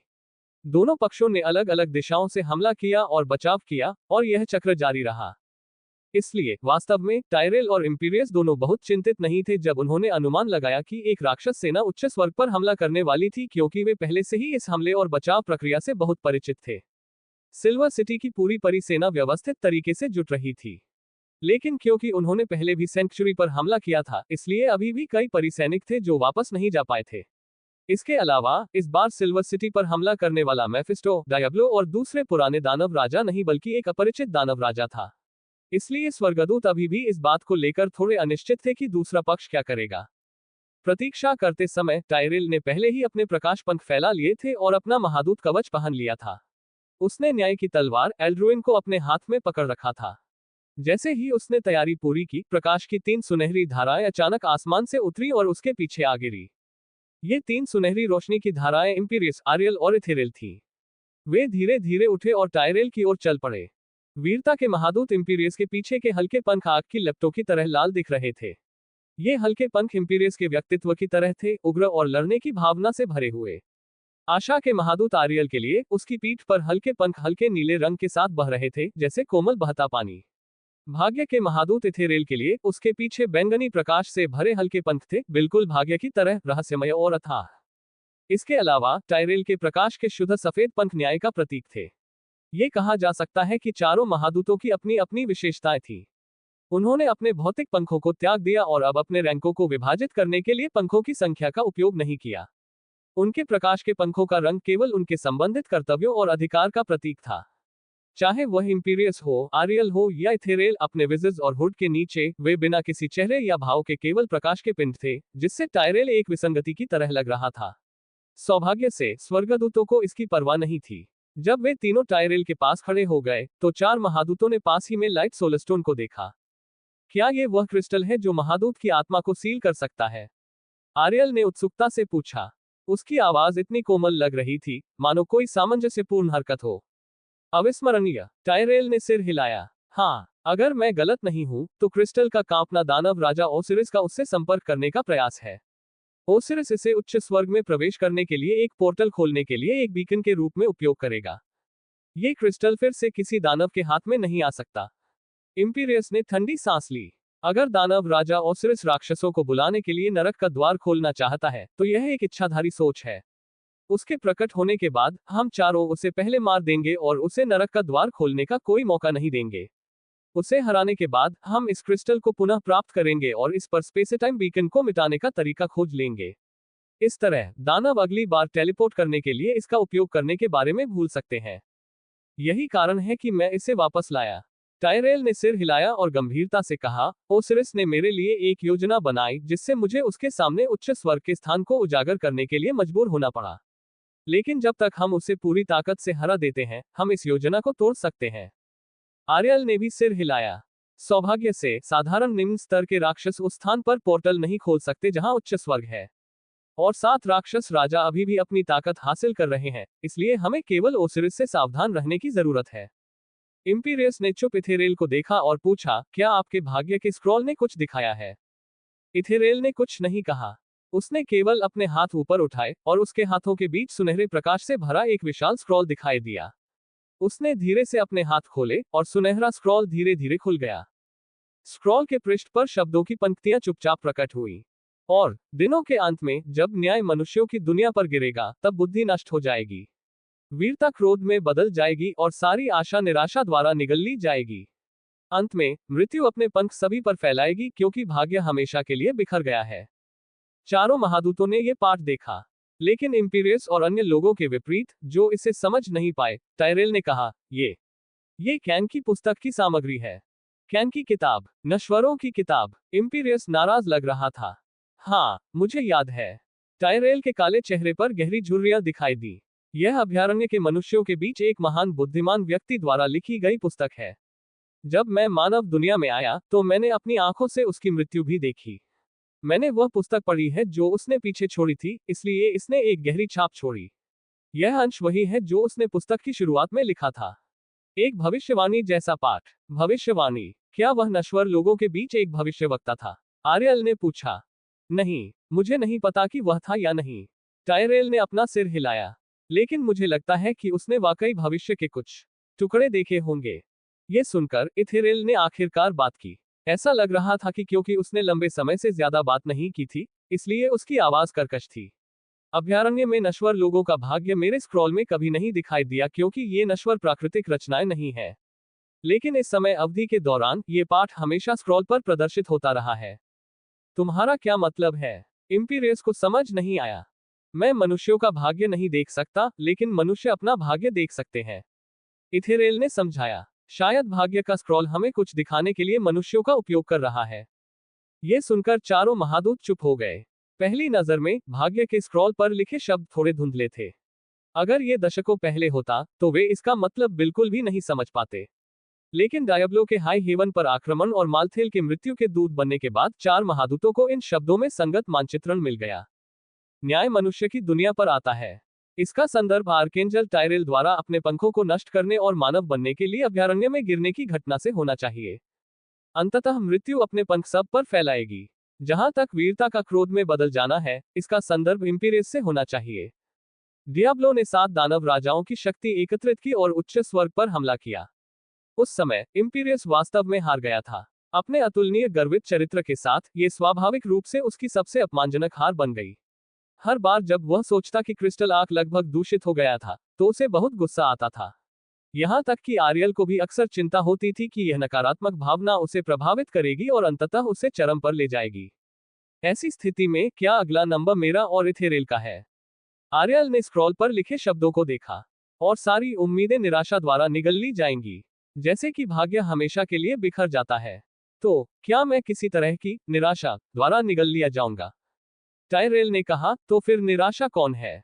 हर कोई दानव राजा ओसिरिस के बारे में सोचने से खुद को रोक नहीं पाया। क्या यह उसकी निराशा थी?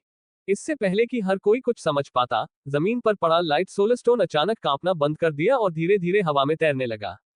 जब टायरेल ने यह देखा, तो उसके विचार थम गए और वह चिल्लाया, वह यहाँ है।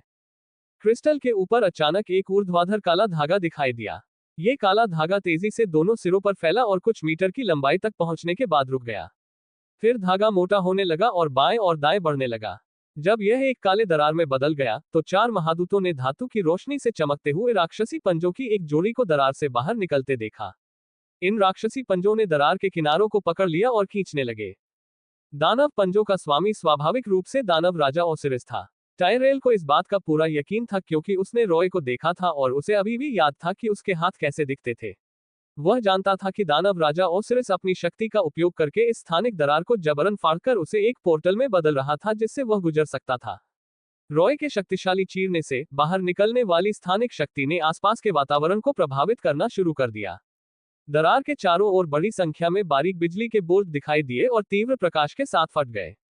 दरार फैलती रही और रोशनी और भी ज्यादा चमकदार होती गई। टायरेल, जो नश्वर शरीर वाला था, अपनी आंखों को अपने हाथों से ढकने से खुद को नहीं रोक सका। फिर एक जोरदार धमाके के साथ अचानक प्रकाश का एक घेरा फैल गया, जिसका केंद्र दरार था और दरार पूरी तरह से फट गई। हवा में तैरते हुए रॉय ने अपनी बाहें फैलाकर दरार के दोनों किनारों को सहारा दिया। उसकी अनंत जादुई शक्ति के सहारे काली दरार आखिरकार स्थिर हो गई और एक भंवर जैसे द्वार में बदल गई। तभी रॉय ने अपनी बाहें वापस खींच ली और पूरी तरह से पोर्टल से बाहर निकल आया। वह जमीन पर धड़ाम से गिरा, जिससे जमीन हिलने लगी। इस हरकत से उसका पूरा शरीर थोड़ा सा नीचे बैठ गया। 4 महादूतों की निगाहों के नीचे उसने धीरे धीरे अपना शरीर सीधा किया और उसके पीछे विशाल उल्टे पंख फैल गए। उसका धुंध जैसा शरीर क्लाउड सी प्लेन्स के साथ एक हो गया था। ऊपर देखते ही रॉय को सबसे पहले दूर दूर तक फैला हुआ शहर दिखाई दिया। बादलों के बीच से सूर्य की रोशनी की तरह चमकती हुई सुनहरी पवित्र रोशनी पूरे शहर को रोशन कर रही थी। इस खूबसूरत नजारे को देखकर वह भी प्रशंसा में आहें भरने लगा। कितनी अच्छी जगह है, ओसिरिस। रॉय को देखने के बाद टायरेल ने अपने हाथ में एल्ड्रुइन उठाया और रॉय की ओर इशारा किया। तुमने सच में आने की हिम्मत की। रॉय ने दुष्टता से मुस्कुराते हुए कहा, मैं आने की हिम्मत क्यों नहीं करूंगा। तुम्हें यह जानना होगा, मैं यहाँ एक देवदूत चोर का पीछा करने आया हूँ जिसने मेरी कोई चीज चुराई है। महादूत टायरेल, मुझे उम्मीद नहीं थी कि तुम देवदूत ऐसा कुछ करोगे। अनुवादक एटलस स्टूडियोज, संपादक एटलस स्टूडियोज। चुप रहो, राक्षस। रॉय को यह कहते हुए सुनकर कि वह एक चोर था, टायरेल ने अपनी पवित्र तलवार उस पर तान दी। क्या तुम्हें लगा कि मैं तुम्हारी योजना को नहीं समझ सकता? तुमने जानबूझकर मुझे यह आत्मा पत्थर वापस लाने के लिए कहा। हालांकि तुमने अपनी इच्छा पूरी कर ली है और उच्च स्वर्ग का स्थान पा लिया है, तुम इसे वापस लेने के बारे में भूल सकते हो। उच्च स्वर्ग के नाम पर हम तुम्हारा न्याय करेंगे। तस्क तस्क, तुम ऐसे बात कर रहे हो जैसे तुम फिर से नैतिक ऊंचे स्थान पर खड़े हो। तुम देवदूत हमेशा ऐसे ही होते हो। रॉय ने अपनी उंगली हिलाई। टायरेल, हालांकि तुम्हें अतीत में न्याय का महादूत कहा जाता था, तुम वास्तव में न्याय का प्रतिनिधित्व नहीं कर सकते।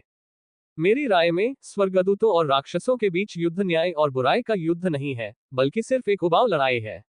अब अभयारण्य में दृश्य देखें। स्वर्गदूत नेफेलम को मार रहे हैं। अगर तुम सच में खुद को न्याय कहते हो तो मुझे बताओ, क्या तुम उस अपराधी का न्याय करोगे जिसने ये हत्या की, तुम्हारा भाई इम्पीरियस? टायरेल के पास शब्द नहीं थे और वह नहीं जानता था कि इस सवाल का जवाब कैसे दिया जाए। आप जवाब नहीं दे सकते हैं ना? रॉय ने मजाक किया। तो आपके पास दोहरे मापदंड हैं। आपके सभी निर्णय आपके अंतर्निहित ज्ञान से आते हैं। क्योंकि राक्षस आपके दुश्मन हैं, राक्षस बुरे हैं और उन्हें खत्म किया जाना चाहिए। और देवदूत आपके भाई हैं, इसलिए भले ही वे कुछ गलत करें, उन्हें माफ किया जा सकता है और सुधारा जा सकता है ना? चुप रहो। ये देखकर कि टायरेल अवाक रह गया है, इम्पीरियस खड़ा हुआ और सख्ती से चिल्लाया, दानव, हम यहाँ तुम्हारे साथ बहस करने नहीं आए हैं। टायरेल, क्या तुम नहीं बता सकते? वो बस हमारे बीच कलह बोने की कोशिश कर रहा है। टायरेल को होश आया और उसने अपना सिर हिलाया। वास्तव में ये हमारे उच्च स्वर्ग की आंतरिक समस्या है। मैं आपकी प्रेरणा नहीं सुनूंगा। ये सुनकर इम्पीरियस इतना क्रोधित हुआ कि उसकी नाक टेढ़ी होने वाली थी, अगर उसकी नाक टेढ़ी थी। आंतरिक समस्याओं से आपका क्या मतलब है? क्या आप वाकई इसके बाद मुझे जज करना चाहते हैं? टायरेल बहुत लंबे समय से इंसानों के साथ रहा है और वह अपनी स्थिति भी नहीं समझ पा रहा है। उसका दिमाग जल गया है। युद्ध के पक्षधर व्यक्ति के रूप में इम्पीरियस इन मौखिक बहसों से वास्तव में परेशान था। वह आगे बढ़ा और अपने दाहिने हाथ को सुनहरे कवच से ढंककर ऊपर उठाया।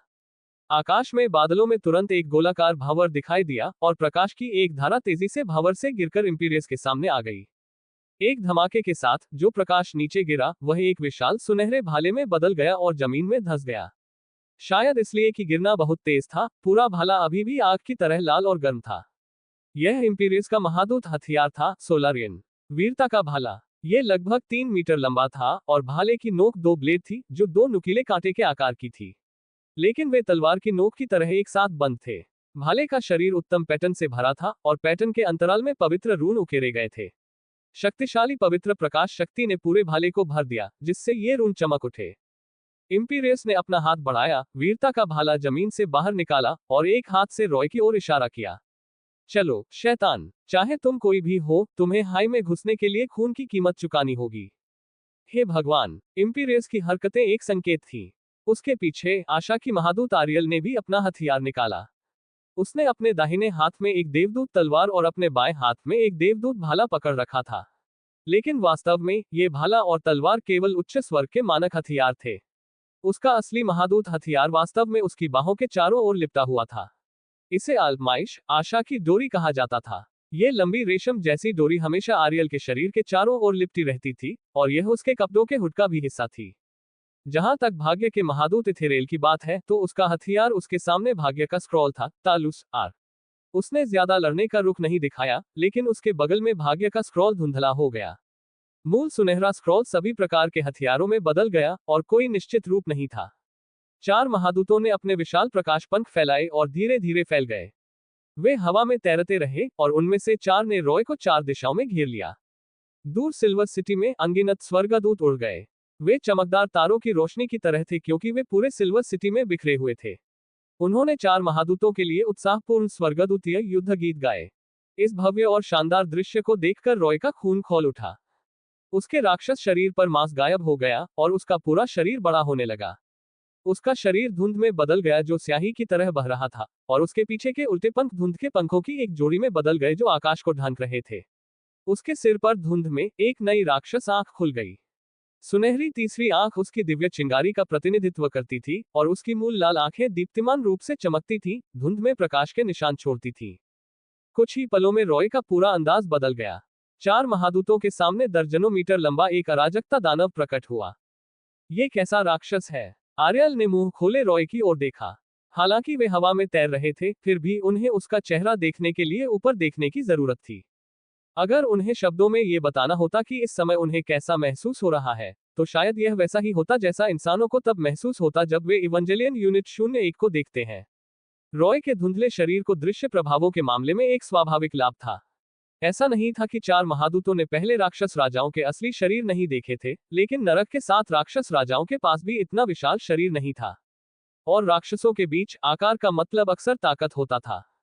लेकिन यह मुख्य बात नहीं थी। मुख्य बात यह थी कि रॉय अचानक एक अंधेरे शैली से एक कथुलु शैली में बदल गया था। चार महादूतों को यह स्वीकार करना मुश्किल लगा। उन्होंने ऐसा दानव कभी नहीं देखा था। इस दानव राजा ओसिरिस की उत्पत्ति कहाँ है? टायरेल ने आश्चर्य से बड़बड़ाया। जब वह सोलस्टोन में कैद था, तो वह वास्तव में अंदर से थोड़ा असंतुष्ट था, ये सोचकर कि वह रॉय की योजना के लिए गिर गया था और अभी तक अधिकार की शक्ति का उपयोग नहीं किया था। लेकिन रॉय की ट्रू नेम लिबरेशन अवस्था को देखने के बाद उसे एहसास हुआ कि रॉय ने उससे निपटने के लिए अपनी पूरी ताकत का इस्तेमाल नहीं किया था। हम्फ, तो क्या हुआ? पवित्र प्रकाश निडर है। इम्पीरियस ने ठंडी सांस ली। वह अचानक आगे बढ़ा और उसकी पीठ पर लाल पंख मुड़ गए। उसका पूरा शरीर प्रकाश की एक धारा की तरह था जब वह अपने हाथ में वीरता का भाला लेकर रॉय पर झपटा। मैं तुम्हें तुम्हारे रास्ते पर भेज दूंगा, इम्पीरियस ने दहाड़ते हुए कहा। उसके भाले की नोक पर शक्तिशाली पवित्र प्रकाश शक्ति संघनित हो गई।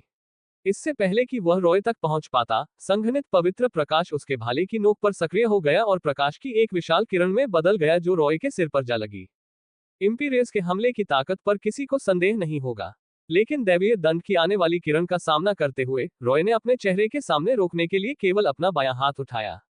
धुंध की हथेली में एक अतुलनीय गहन अंधकार इकट्ठा हो रहा था। जब प्रकाश की किरण रॉय के बाएं हाथ पर पड़ी तो यह वास्तव में एक दृश्यमान गति से धीमी हो गई।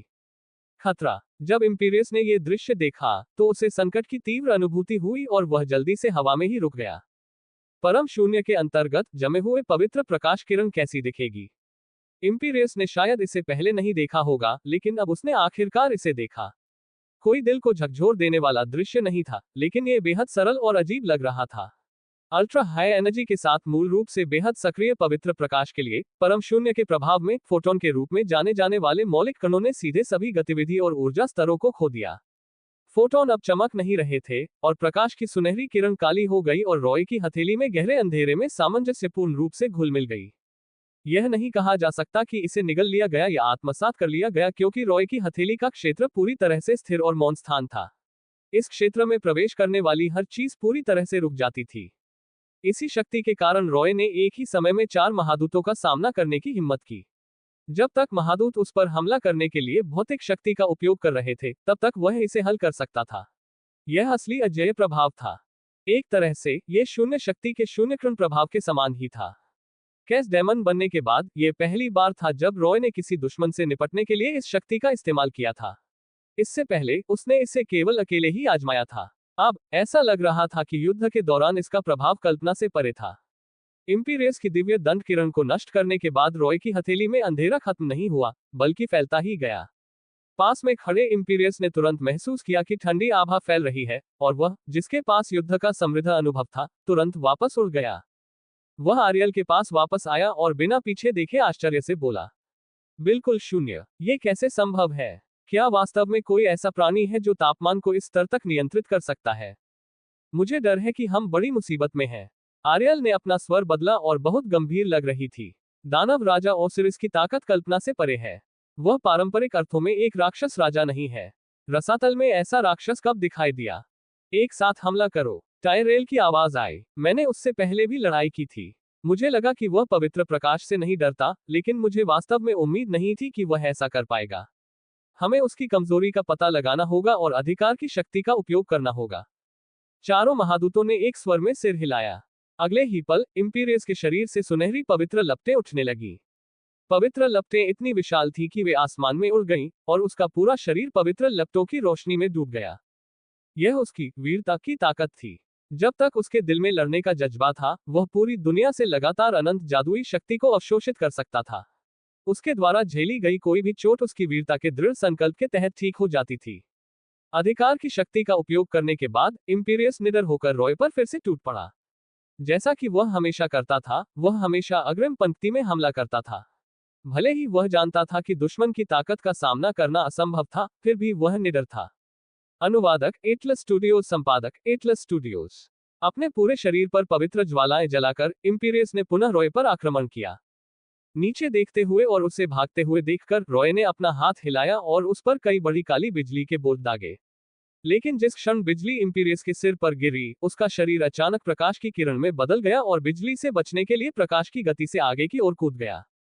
काली बिजली लगातार हमला करने के लिए अपनी स्थिति को समायोजित करती रही, लेकिन इम्पीरियस ने आगे छलांग लगाकर उन सभी को चकमा दे दिया। जैसे ही वह तेजी से रॉय के पास पहुंचा, उसका आकार युद्ध के मैदान में तेजी से चमक उठा। इस बार इम्पीरियस ने रॉय के सिर पर हमला नहीं किया।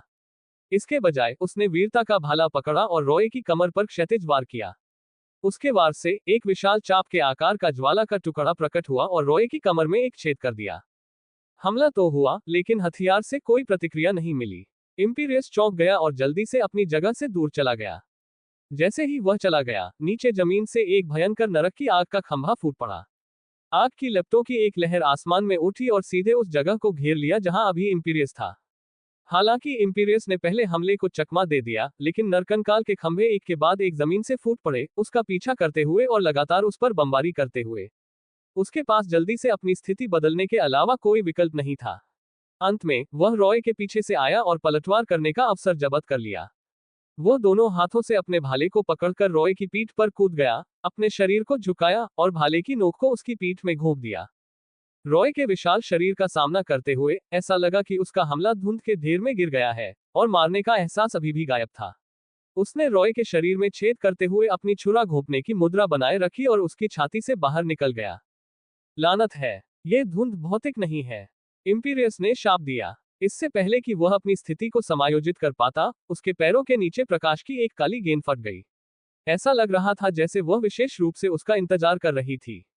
अच्छा नहीं। काली रोशनी में हड्डियों को हिला देने वाली आभा को महसूस करते हुए इम्पीरियस ने तुरंत निर्धारित किया कि यह पहले से ही बिल्कुल शून्य हमला था। लेकिन उसके लिए फिर से चमकना बहुत देर हो चुकी थी। रॉय ने पहले ही काली रोशनी के आसपास की जगह को सील कर दिया था। इस छोटी सी जगह में परम शून्य की मजबूत ठंडी आभा फूट पड़ी, जिसने इम्पीरियस के शरीर पर धधकती पवित्र लपटों को वापस उसके शरीर की सतह पर दबा दिया। तुरंत ही उसके कवच पर ठंड जम गई। प्रकाश की गति के हिंसक रूप से धीमा होने की प्रक्रिया के दौरान इम्पीरियस को केवल यह महसूस हुआ कि उसकी सारी दृष्टि अंतहीन अंधकार में गिर गई थी और वह अब कोई रंग या कुछ भी नहीं देख सकता था। उसकी हरकतें लगभग तुरंत रुक गईं और उसकी सोच धीमी पड़ने लगी। उसके सामने अंतहीन अंधकार बहुत देर तक छाया रहा। ऐसा लगा जैसे 10,000 साल बीत गए हों। तभी एक अलौकिक आवाज धीरे धीरे उसके दिमाग में दाखिल हुई। 1 मीटर प्रति री हम। 1 मीटर प्रति री हम। शुरू में तो उसके मन में उठ रही आवाज के हर शब्द को समझने में बहुत समय लगा, लेकिन बाद में धीरे धीरे अंतराल कम होता गया और अंततः एक बेचैन चीख में बदल गया। इम्पीरियस को धीरे धीरे होश आया और उसकी दृष्टि भी धीरे धीरे ठीक हो गई। धीरे धीरे अंधेरा कम होता गया और एक धुंधली आकृति उसके सामने खड़ी हो गई जो अंततः आर्यल में बदल गई। क्या हुआ? इम्पीरियस ने अपना सिर पकड़ते हुए कर्कश स्वर में पूछा। तुम इस पूरे समय हिले नहीं हो, आर्यल ने राहत के साथ समझाया जब उसने देखा कि उसके विचार वापस आ गए थे। तुम्हें अभी उस अंधेरे स्थान ने निगल लिया था। मैंने तुम्हें बाहर खींचने के लिए आशा की डोरी का इस्तेमाल किया, लेकिन बाहर आने के बाद तुम हिले नहीं। क्या क्या ऐसा है? इम्पीरियस ने जोर से अपना सिर हिलाया। मैं वहां कितनी देर तक रहा? आरियल ने जवाब दिया, इसमें 1 सेकंड से भी कम समय लगा। जब आपने हमला किया तो इथेरिल ने पाया कि आप खतरे में हैं। मैंने उसके बताए गए दिशा के अनुसार आशा की डोरी को बाहर फेंक दिया, और जिस क्षण अंधेरा स्थान पूरी तरह से बंद हो गया, मैंने आपको बाहर खींच लिया। सौभाग्य से अगर ये थोड़ी देर बाद हुआ होता तो आप शायद पूरी तरह से जम गए होते। 1 सेकंड से भी कम समय। इम्पीरियस ने युद्ध के मैदान की ओर देखा और पाया कि टायरेल ने पहले ही अपनी पवित्र तलवार हाथ में लेकर अपना आक्रामक रुख अपना लिया था। इथेरेल ने उसे बगल से हमला करने में मदद की और दानव राजा ओसिरिस के विशाल शरीर के चारों ओर चक्कर लगाया। अभी अभी के अनुभव को याद करते हुए इम्पीरियस को एक डर महसूस होने से नहीं रोका जा सका। लेकिन मुझे ऐसा लगता है जैसे मैं हजारों सालों से अंधेरे में हूं। यह एक अतुलनीय रूप से भयानक अनुभव है। शुक्रिया आरियल, तुमने मुझे एक बार बचाया था। आरियल को वह महसूस नहीं हुआ जो इम्पीरियस को अभी महसूस हुआ था, और उसने उत्सुकता से पूछा, क्या ये वास्तव में इतना भयानक है?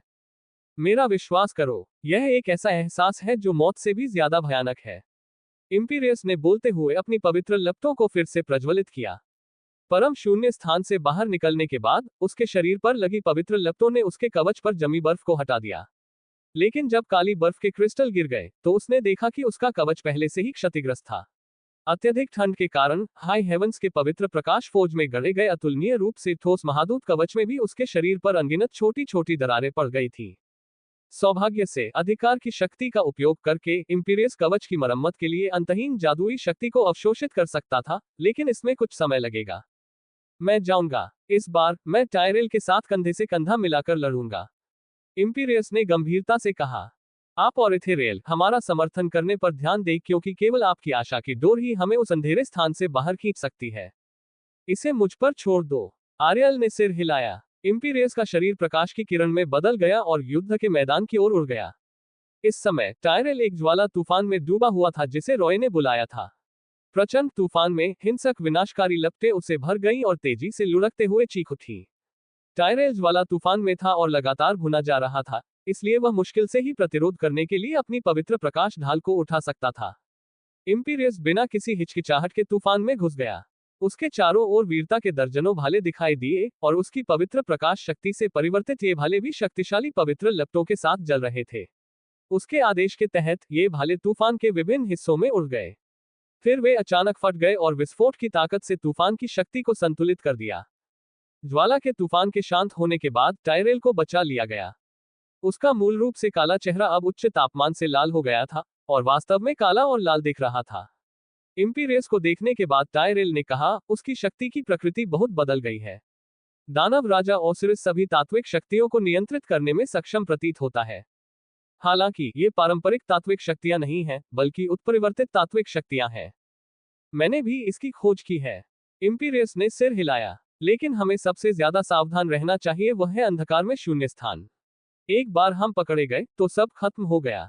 हम सीधे मारे जा सकते हैं, और यहाँ तक कि हमारी आत्माएं भी बच नहीं पाएंगी। हमें उस पर कैसे हमला करना चाहिए? टायरेल ने सिर दर्द के साथ पूछा। उस धुंध जैसे शरीर में कोई भौतिक इकाई नहीं है। हवा भी उसे उड़ा नहीं सकती, और पवित्र प्रकाश की शक्ति भी उसे नुकसान नहीं पहुंचा सकती। इम्पीरियस ने रॉय को पास ही देखा और पाया कि वह बिल्कुल भी नहीं हिल रहा था, मानो वह उनके हमले का इंतजार कर रहा हो। उसने अनुमान लगाया कि दानव राजा ओसिरिस शायद कुछ बना रहा है। अब मुख्य बात यह थी कि इस स्थिति से कैसे बाहर निकला जाए। दानव राजा ओसिरिस को मारने का कोई तरीका तो होना ही था। अन्यथा अगर वे इसी तरह लड़ते रहे तो अंत में चारों महादूत निश्चित रूप से हार जाएंगे। लड़ाई हमेशा से ही इम्पीरियस की खूबी रही है। लाखों सालों की लड़ाई में उसने अपनी अनूठी युद्ध बुद्धि हासिल की थी। कुछ देर सोचने के बाद वह अचानक पलटा और आरियल को देखा जो कुछ ही दूरी पर था। हमें आरियल की शक्ति का इस्तेमाल करना होगा, इम्पीरियस ने कहा। उसकी आशा की शक्ति। यह सुनकर टायरेल को तुरंत समझ आ गया। आरियल की आशा का अधिकार थोड़ा समझ से परे लग रहा था, लेकिन वास्तव में यह एक बहुत ही अनोखी अधिकार शक्ति थी, क्योंकि जब तक आशा थी तब तक ये चमत्कार ला सकती थी।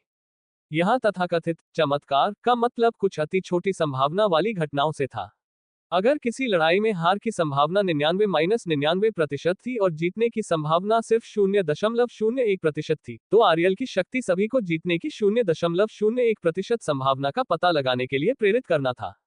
इससे पहले उसने इस चमत्कार जैसी शक्ति पर भरोसा किया था और आशा की डोरी का उपयोग करके इंपीरियस को रॉय के पूर्ण शून्य स्थान से बाहर निकाला था। भले ही इस बात की थोड़ी सी भी संभावना थी कि वह इंपीरियस को इससे बचा सकती थी, वह ऐसा कर सकती थी। इसके अलावा भाग्य के अधिकार के माध्यम से इथुरियल ने कुछ दृश्यों की भविष्यवाणी की थी और उसे बताया था, जिससे उसके लिए यह और भी आसान हो गया। दूसरे शब्दों में, यह अधिकार की एक शक्ति थी जो एक यूरोपीय सम्राट के पास थी। अब पारंपरिक युद्ध मोड में आर्केंजेल्स रॉय से निपट नहीं सकते थे, इसलिए वे केवल चमत्कार खोजने और रॉय की कमजोरियों को समझने के लिए आरियल का उपयोग करने के तरीकों के बारे में सोच सकते थे। उनका मानना था कि सबसे मजबूत दानव भी वास्तव में अजेय नहीं हो सकता। ठीक है, इस बार हम सच में एक साथ लड़ेंगे। टायरेल मुस्कुराया। इंपीरियस, ऐसा नहीं है कि मैं आपकी आलोचना करना चाहता हूं, लेकिन आप हर बार अकेले ही आगे बढ़ते रहे हैं। हम लंबे समय से आपके साथ सहयोग नहीं कर पाए हैं। पिछली बार डायब्लो ने हाई हेवंस पर भी हमला किया था। यह सुनकर इंपीरियस का चेहरा काला पड़ गया। पिछली बार जब उसने अपने पुराने प्रतिद्वंद्वी डायब्लो का सामना किया था, तो उसे एक गंभीर झटका लगा था। जब उसने इसके बारे में सोचा तो वह क्रोधित हो गया। यह एक अपमानजनक हार थी, लेकिन टायरेल को बस इसका जिक्र करना था। लेकिन अब इन बातों के बारे में चिंता करने का समय नहीं था।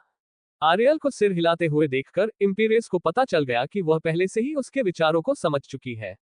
इथेरेल के साथ वे दोनों निश्चित रूप से दानव राजा ओसिरिस को हराने का एक तरीका खोजने में सक्षम होंगे। अब उसे केवल टायरेल के साथ लगातार हमला करने की जरूरत थी। हालांकि इससे पहले कि वे दोनों हमला कर पाते, रॉय, जो ज्यादा हिलता डुलता नहीं था, ने धीरे से अपनी बाहें ऊपर उठाई। जब विशाल धुंध शरीर ने ऐसा किया, तो स्याही जैसी धुंध फिर से बहने लगी। हो गया, रॉय की कोमल आवाज गूंजी। फिर सिल्वर सिटी के चारों ओर छोटे पंखों वाली असंख्य दानव आंखें अचानक प्रकट हुई। ये दानव आंखें ही थीं जिन्हें वह अभी अभी फैला रहा था। वह इंपीरियस और टायरेल के हमलों के खिलाफ निष्क्रिय रूप से बचाव कर रहा था, जिसका कारण इन दानव आंखों को व्यवस्थित करना और फैलाना था। हाई हेवन पर हमला करना रॉय का अकेले का काम नहीं था। वह इतना अहंकारी नहीं था कि वह ये सोचे कि वह अकेले हाई हेवन पर विजय प्राप्त कर सकता है। अकेले हाई हेवन में प्रवेश करने के बाद उसने पहले अपने पैर जमाए। अब दानव नेत्रों की व्यवस्था पूरी हो जाने के बाद युद्ध अगले चरण में प्रवेश कर जाना चाहिए। युद्ध के मैदान में बड़ी संख्या में पंख वाले राक्षस नेत्र बिखरे हुए थे। रॉय की जादुई शक्ति संचरण प्राप्त करने के बाद इन दानव आंखों ने प्रकाश की तरंगें उत्सर्जित की, और प्रकाश लगातार फैलता गया क्योंकि एक के बाद एक पोर्टल खुल गए। एक ही समय में दसियों, सैकड़ों, हजारों, यहां तक कि हजारों पोर्टल खुल गए। ये रॉय की जादुई शक्ति समर्थन की सीमा थी। जैसे ही ये पोर्टल खुले, विपरीत दिशा से बड़ी संख्या में भयानक दहाड़ें आने लगी। जब पहला दानव पोर्टल से बाहर कूदा, तो एक के बाद एक दानव बाहर कूद पड़े। 10 सेकंड से भी कम समय में सभी पोर्टल्स ने पकौड़ी की तरह राक्षस सैनिकों को बाहर निकालना शुरू कर दिया। कुछ ही क्षणों में लाखों राक्षसों ने उच्च स्वर्ग पर आक्रमण कर दिया था, और युद्ध की घंटी बजने लगी थी। अनुवादक एटलस स्टूडियोज, संपादक एटलस स्टूडियोज। अनगिनत राक्षस और दानव खुले द्वारों से बाढ़ की तरह घुस आए। इनमें से कुछ राक्षसों को छोड़कर जिन्हें सीधे जलते हुए नर्क से बुलाया गया था, बाकी लगभग सभी अभयारण्य के सभी हिस्सों से थे। डायब्लो और अन्य राक्षस राजा कई वर्षों से अभयारण्य में काम कर रहे थे, और उनके द्वारा छोड़ी गई अंधेरी शक्ति ने बड़ी संख्या में जीवों को भ्रष्ट कर दिया था, जिससे राक्षसों की संख्या आश्चर्यजनक हो गई थी। रॉय की दानव आंखें जंगल में ही रहीं, और एक बार जब उन्होंने पोर्टल खोले, तो उन्होंने इन लोगों को आकर्षित किया। यहां तक कि साधारण राक्षस भी पवित्र प्रकाश की शक्ति के प्रति घृणा के कारण उच्च स्वर्ग में पहुंचने के बाद राक्षसों पर हमला करने से खुद को नहीं रोक पाए। इतनी बड़ी संख्या में राक्षसों और राक्षसों के एक साथ इकट्ठा होने से अंधेरे शक्ति का संदूषण भयानक था। इस अंधेरी शक्ति ने बदले में उनकी रक्तपिपासु प्रवृत्ति को उत्तेजित किया, इसलिए युद्ध के मैदान में अंधेरे शिविर की सेना सिल्वर सिटी पर सुनामी जैसे हमले शुरू कर रही थी। बस जिस क्षण दानव और राक्षस सेना सिल्वर सिटी की शहर की दीवार पर पहुंची, उन्होंने तुरंत पूरे शहर की सुरक्षा दीवार को सक्रिय कर दिया। सुनहरी पवित्र रोशनी ने पलक झपकते ही एक विशाल अर्धवृत्ताकार ढाल बना ली और पूरे शहर को घेर लिया। दानवों और राक्षसों ने सबसे पहले इस ढाल को मारा, लेकिन ये ढाल राक्षसों और राक्षसों को दूर नहीं धकेल सकती थी। पवित्र प्रकाश से जले हुए राक्षस और राक्षस भयंकर पीड़ा में थे और पीछे हट नहीं सकते थे, क्योंकि उनके पीछे राक्षसों और राक्षसों की लहरें लगातार उमड़ रही थी। ऐसी स्थिति में जहां वे पीछे नहीं हट सकते थे, वे केवल पागल हो सकते थे। वे या तो अपने हथियारों से तोड़ते थे, अपने तीखे दांतों से काटते थे, या अपने पंजों से वार करते थे। कुछ जादुई जीवों ने ढाल पर अनगिनत जादुई मिसाइलें दागी। संक्षेप में, उन्होंने इस पवित्र प्रकाश ढाल पर हमला करने के लिए सभी साधनों का इस्तेमाल किया। रॉय ने अपनी दानव आंखें पूरे युद्ध क्षेत्र में फैला दी थीं, जो पूरे सिल्वर सिटी को सभी दिशाओं में घेरने के बराबर था। इस तरह संपर्क क्षेत्र बड़ा था, और अधिक दानव और राक्षस तुरंत पवित्र प्रकाश अवरोध के संपर्क में आ जाते और उस पर हमला कर देते। भले ही सिल्वर सिटी का पवित्र प्रकाश अवरोध बहुत शक्तिशाली था, लेकिन एक ही समय में इतने सारे दानव और राक्षसों के हमला करने पर इसकी ऊर्जा जल्दी खत्म हो जाती थी। सौभाग्य से सिल्वर सिटी की परी सेना ने इस समय प्रतिक्रिया व्यक्त की। बड़ी संख्या में परी योद्धाओं ने अपने पंख फड़फड़ाए और अपने हथियार हाथ में लेकर आकाश में उड़ गए। वे शहर की दीवार को पार कर बाहर राक्षसों की ओर भागे। बाधा पर दबाव कम करने के लिए वे केवल युद्ध के मैदान को बाहर रख सकते थे। हालांकि ऐसा करने का मतलब था कि वे अवरोध की सुरक्षा का आनंद नहीं ले सकते थे। दोनों पक्षों की सेनाएं युद्ध के मैदान में भयंकर रूप से लड़ रही थीं। हर पल मांस उड़ रहा था और खून छिड़क रहा था। राक्षसों के चीर दिए जाने के दृश्य और घेर लिए जाने के बाद स्वर्गदूतों के प्रकाश में बदल जाने और बिखर जाने के दृश्य पूरे युद्ध के मैदान में चल रहे थे। लड़ाई शुरू से ही बहुत गर्म हो गई। इम्पीरियस और टायरेल सेना को युद्ध की कमान देना चाहते थे।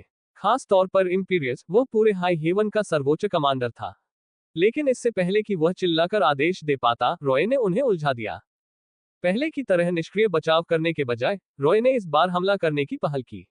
उसके पीछे विशाल धुंध के पंख फड़फड़ाए और पूरे आसमान में काली लपटें दिखाई दी। काली लपटों ने हजारों मीटर के भीतर बादलों को तितर बितर कर दिया और 4 महादूतों की ओर लुढ़क गए। अगर वे चकमा देने की हिम्मत करते, तो यह विशाल नरक की आग का बादल सिल्वर सिटी की बाधा को तोड़ देता। इसलिए इम्पीरियस और अन्य केवल नरक की आग के बादल को रोकने के लिए सेना में शामिल होने का विकल्प चुन सकते थे। उन्होंने अपने महादूत हथियारों को सक्रिय किया और नरक की आग के बादल के रास्ते को अवरुद्ध करने के लिए हवा में एक गोलाकार ढाल बनाई।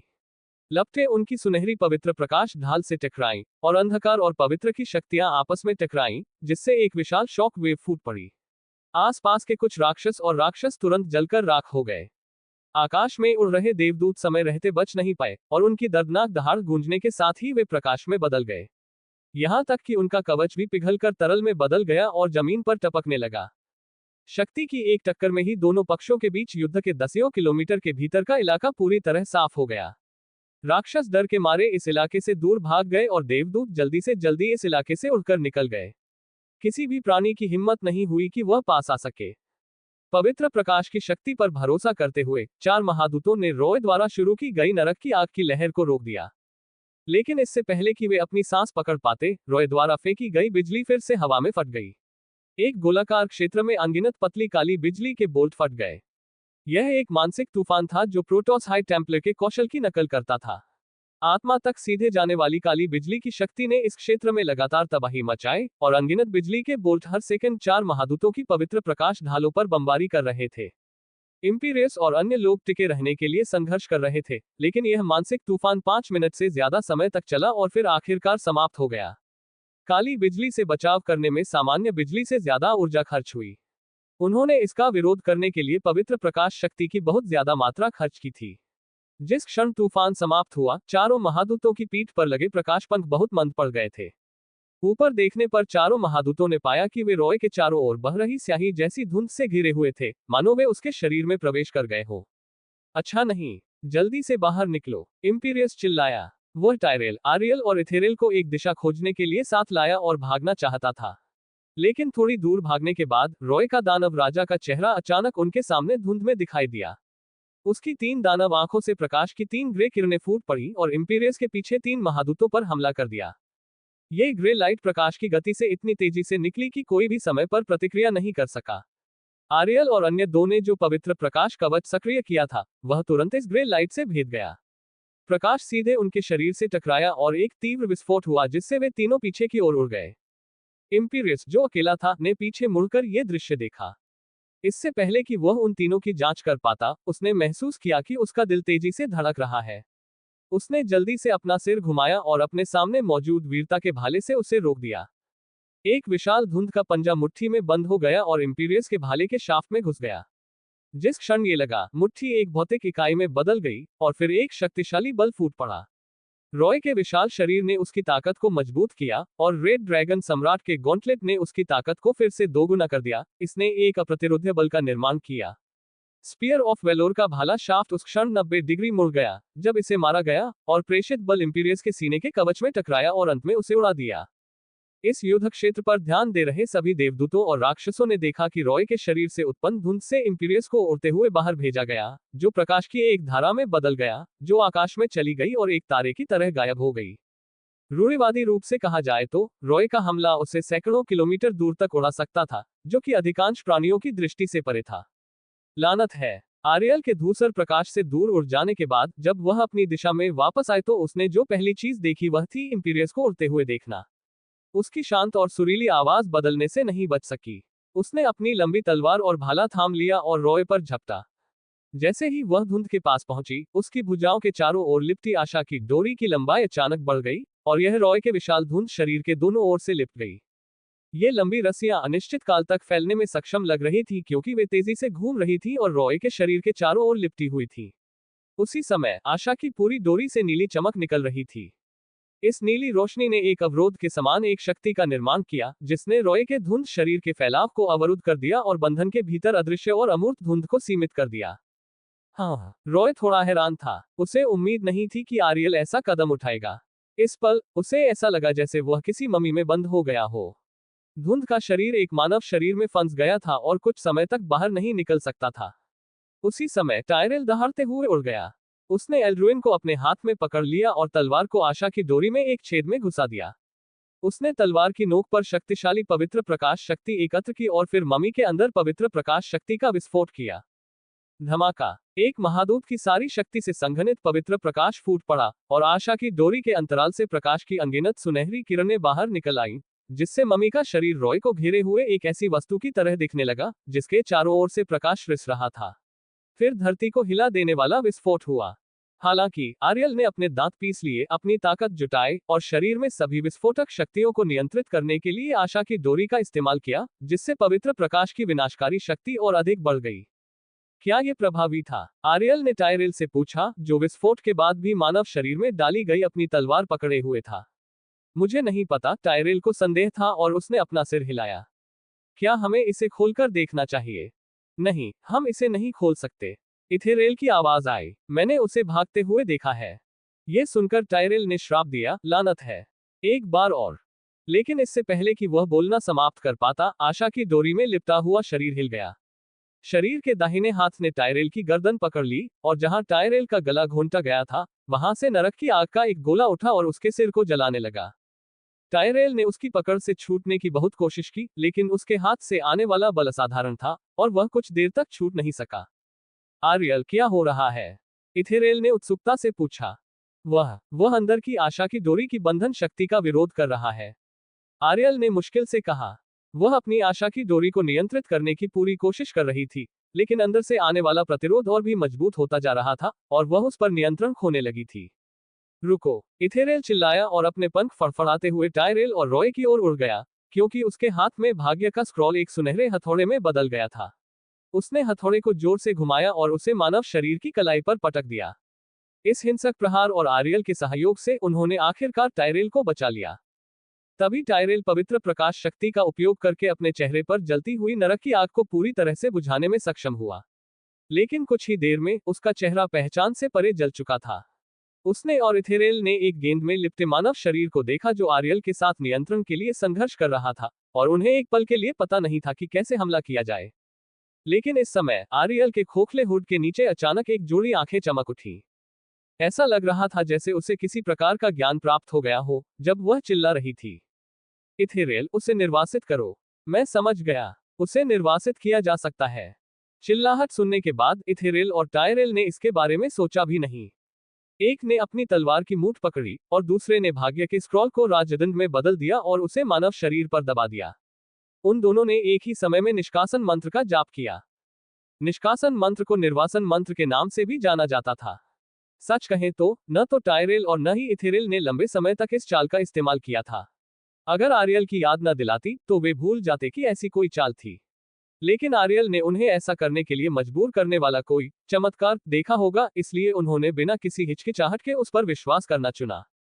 हालांकि वे रॉय के असली राक्षस नाम को नहीं जानते थे, फिर भी जब दो महादूतों ने उसे बाहर निकालने के लिए सेना में शामिल हुए तो मंत्र प्रभावी था। मानव शरीर भ्रामक होने लगा और शरीर के अंदर बंद रॉय को जल्द ही भौतिक दुनिया द्वारा खदेड़ दिया गया और फिर शून्य में निर्वासित कर दिया गया। उस समय लिलिथ को इनेरियस ने इस तरह निर्वासित किया था। शरीर को भ्रामक होते देख आरियल ने अपनी आशा की डोरी को काटने की तैयारी कर ली। हालांकि ऐसा करने से उसे अपनी आशा की डोरी का एक हिस्सा खोना पड़ता और शायद यह महादूत हथियार भी नष्ट हो जाता, फिर भी वह अपना लक्ष्य हासिल करने के लिए ऐसा करने के लिए तैयार थी। लेकिन इस समय कुछ अप्रत्याशित हुआ। एक बहुत बड़ी ताकत आए और आरियल को खींच लिया। हालांकि आशा की डोरी रॉय के धुंधले शरीर को बांध रही थी, लेकिन स्रोत आरियल से ही आ रहा था।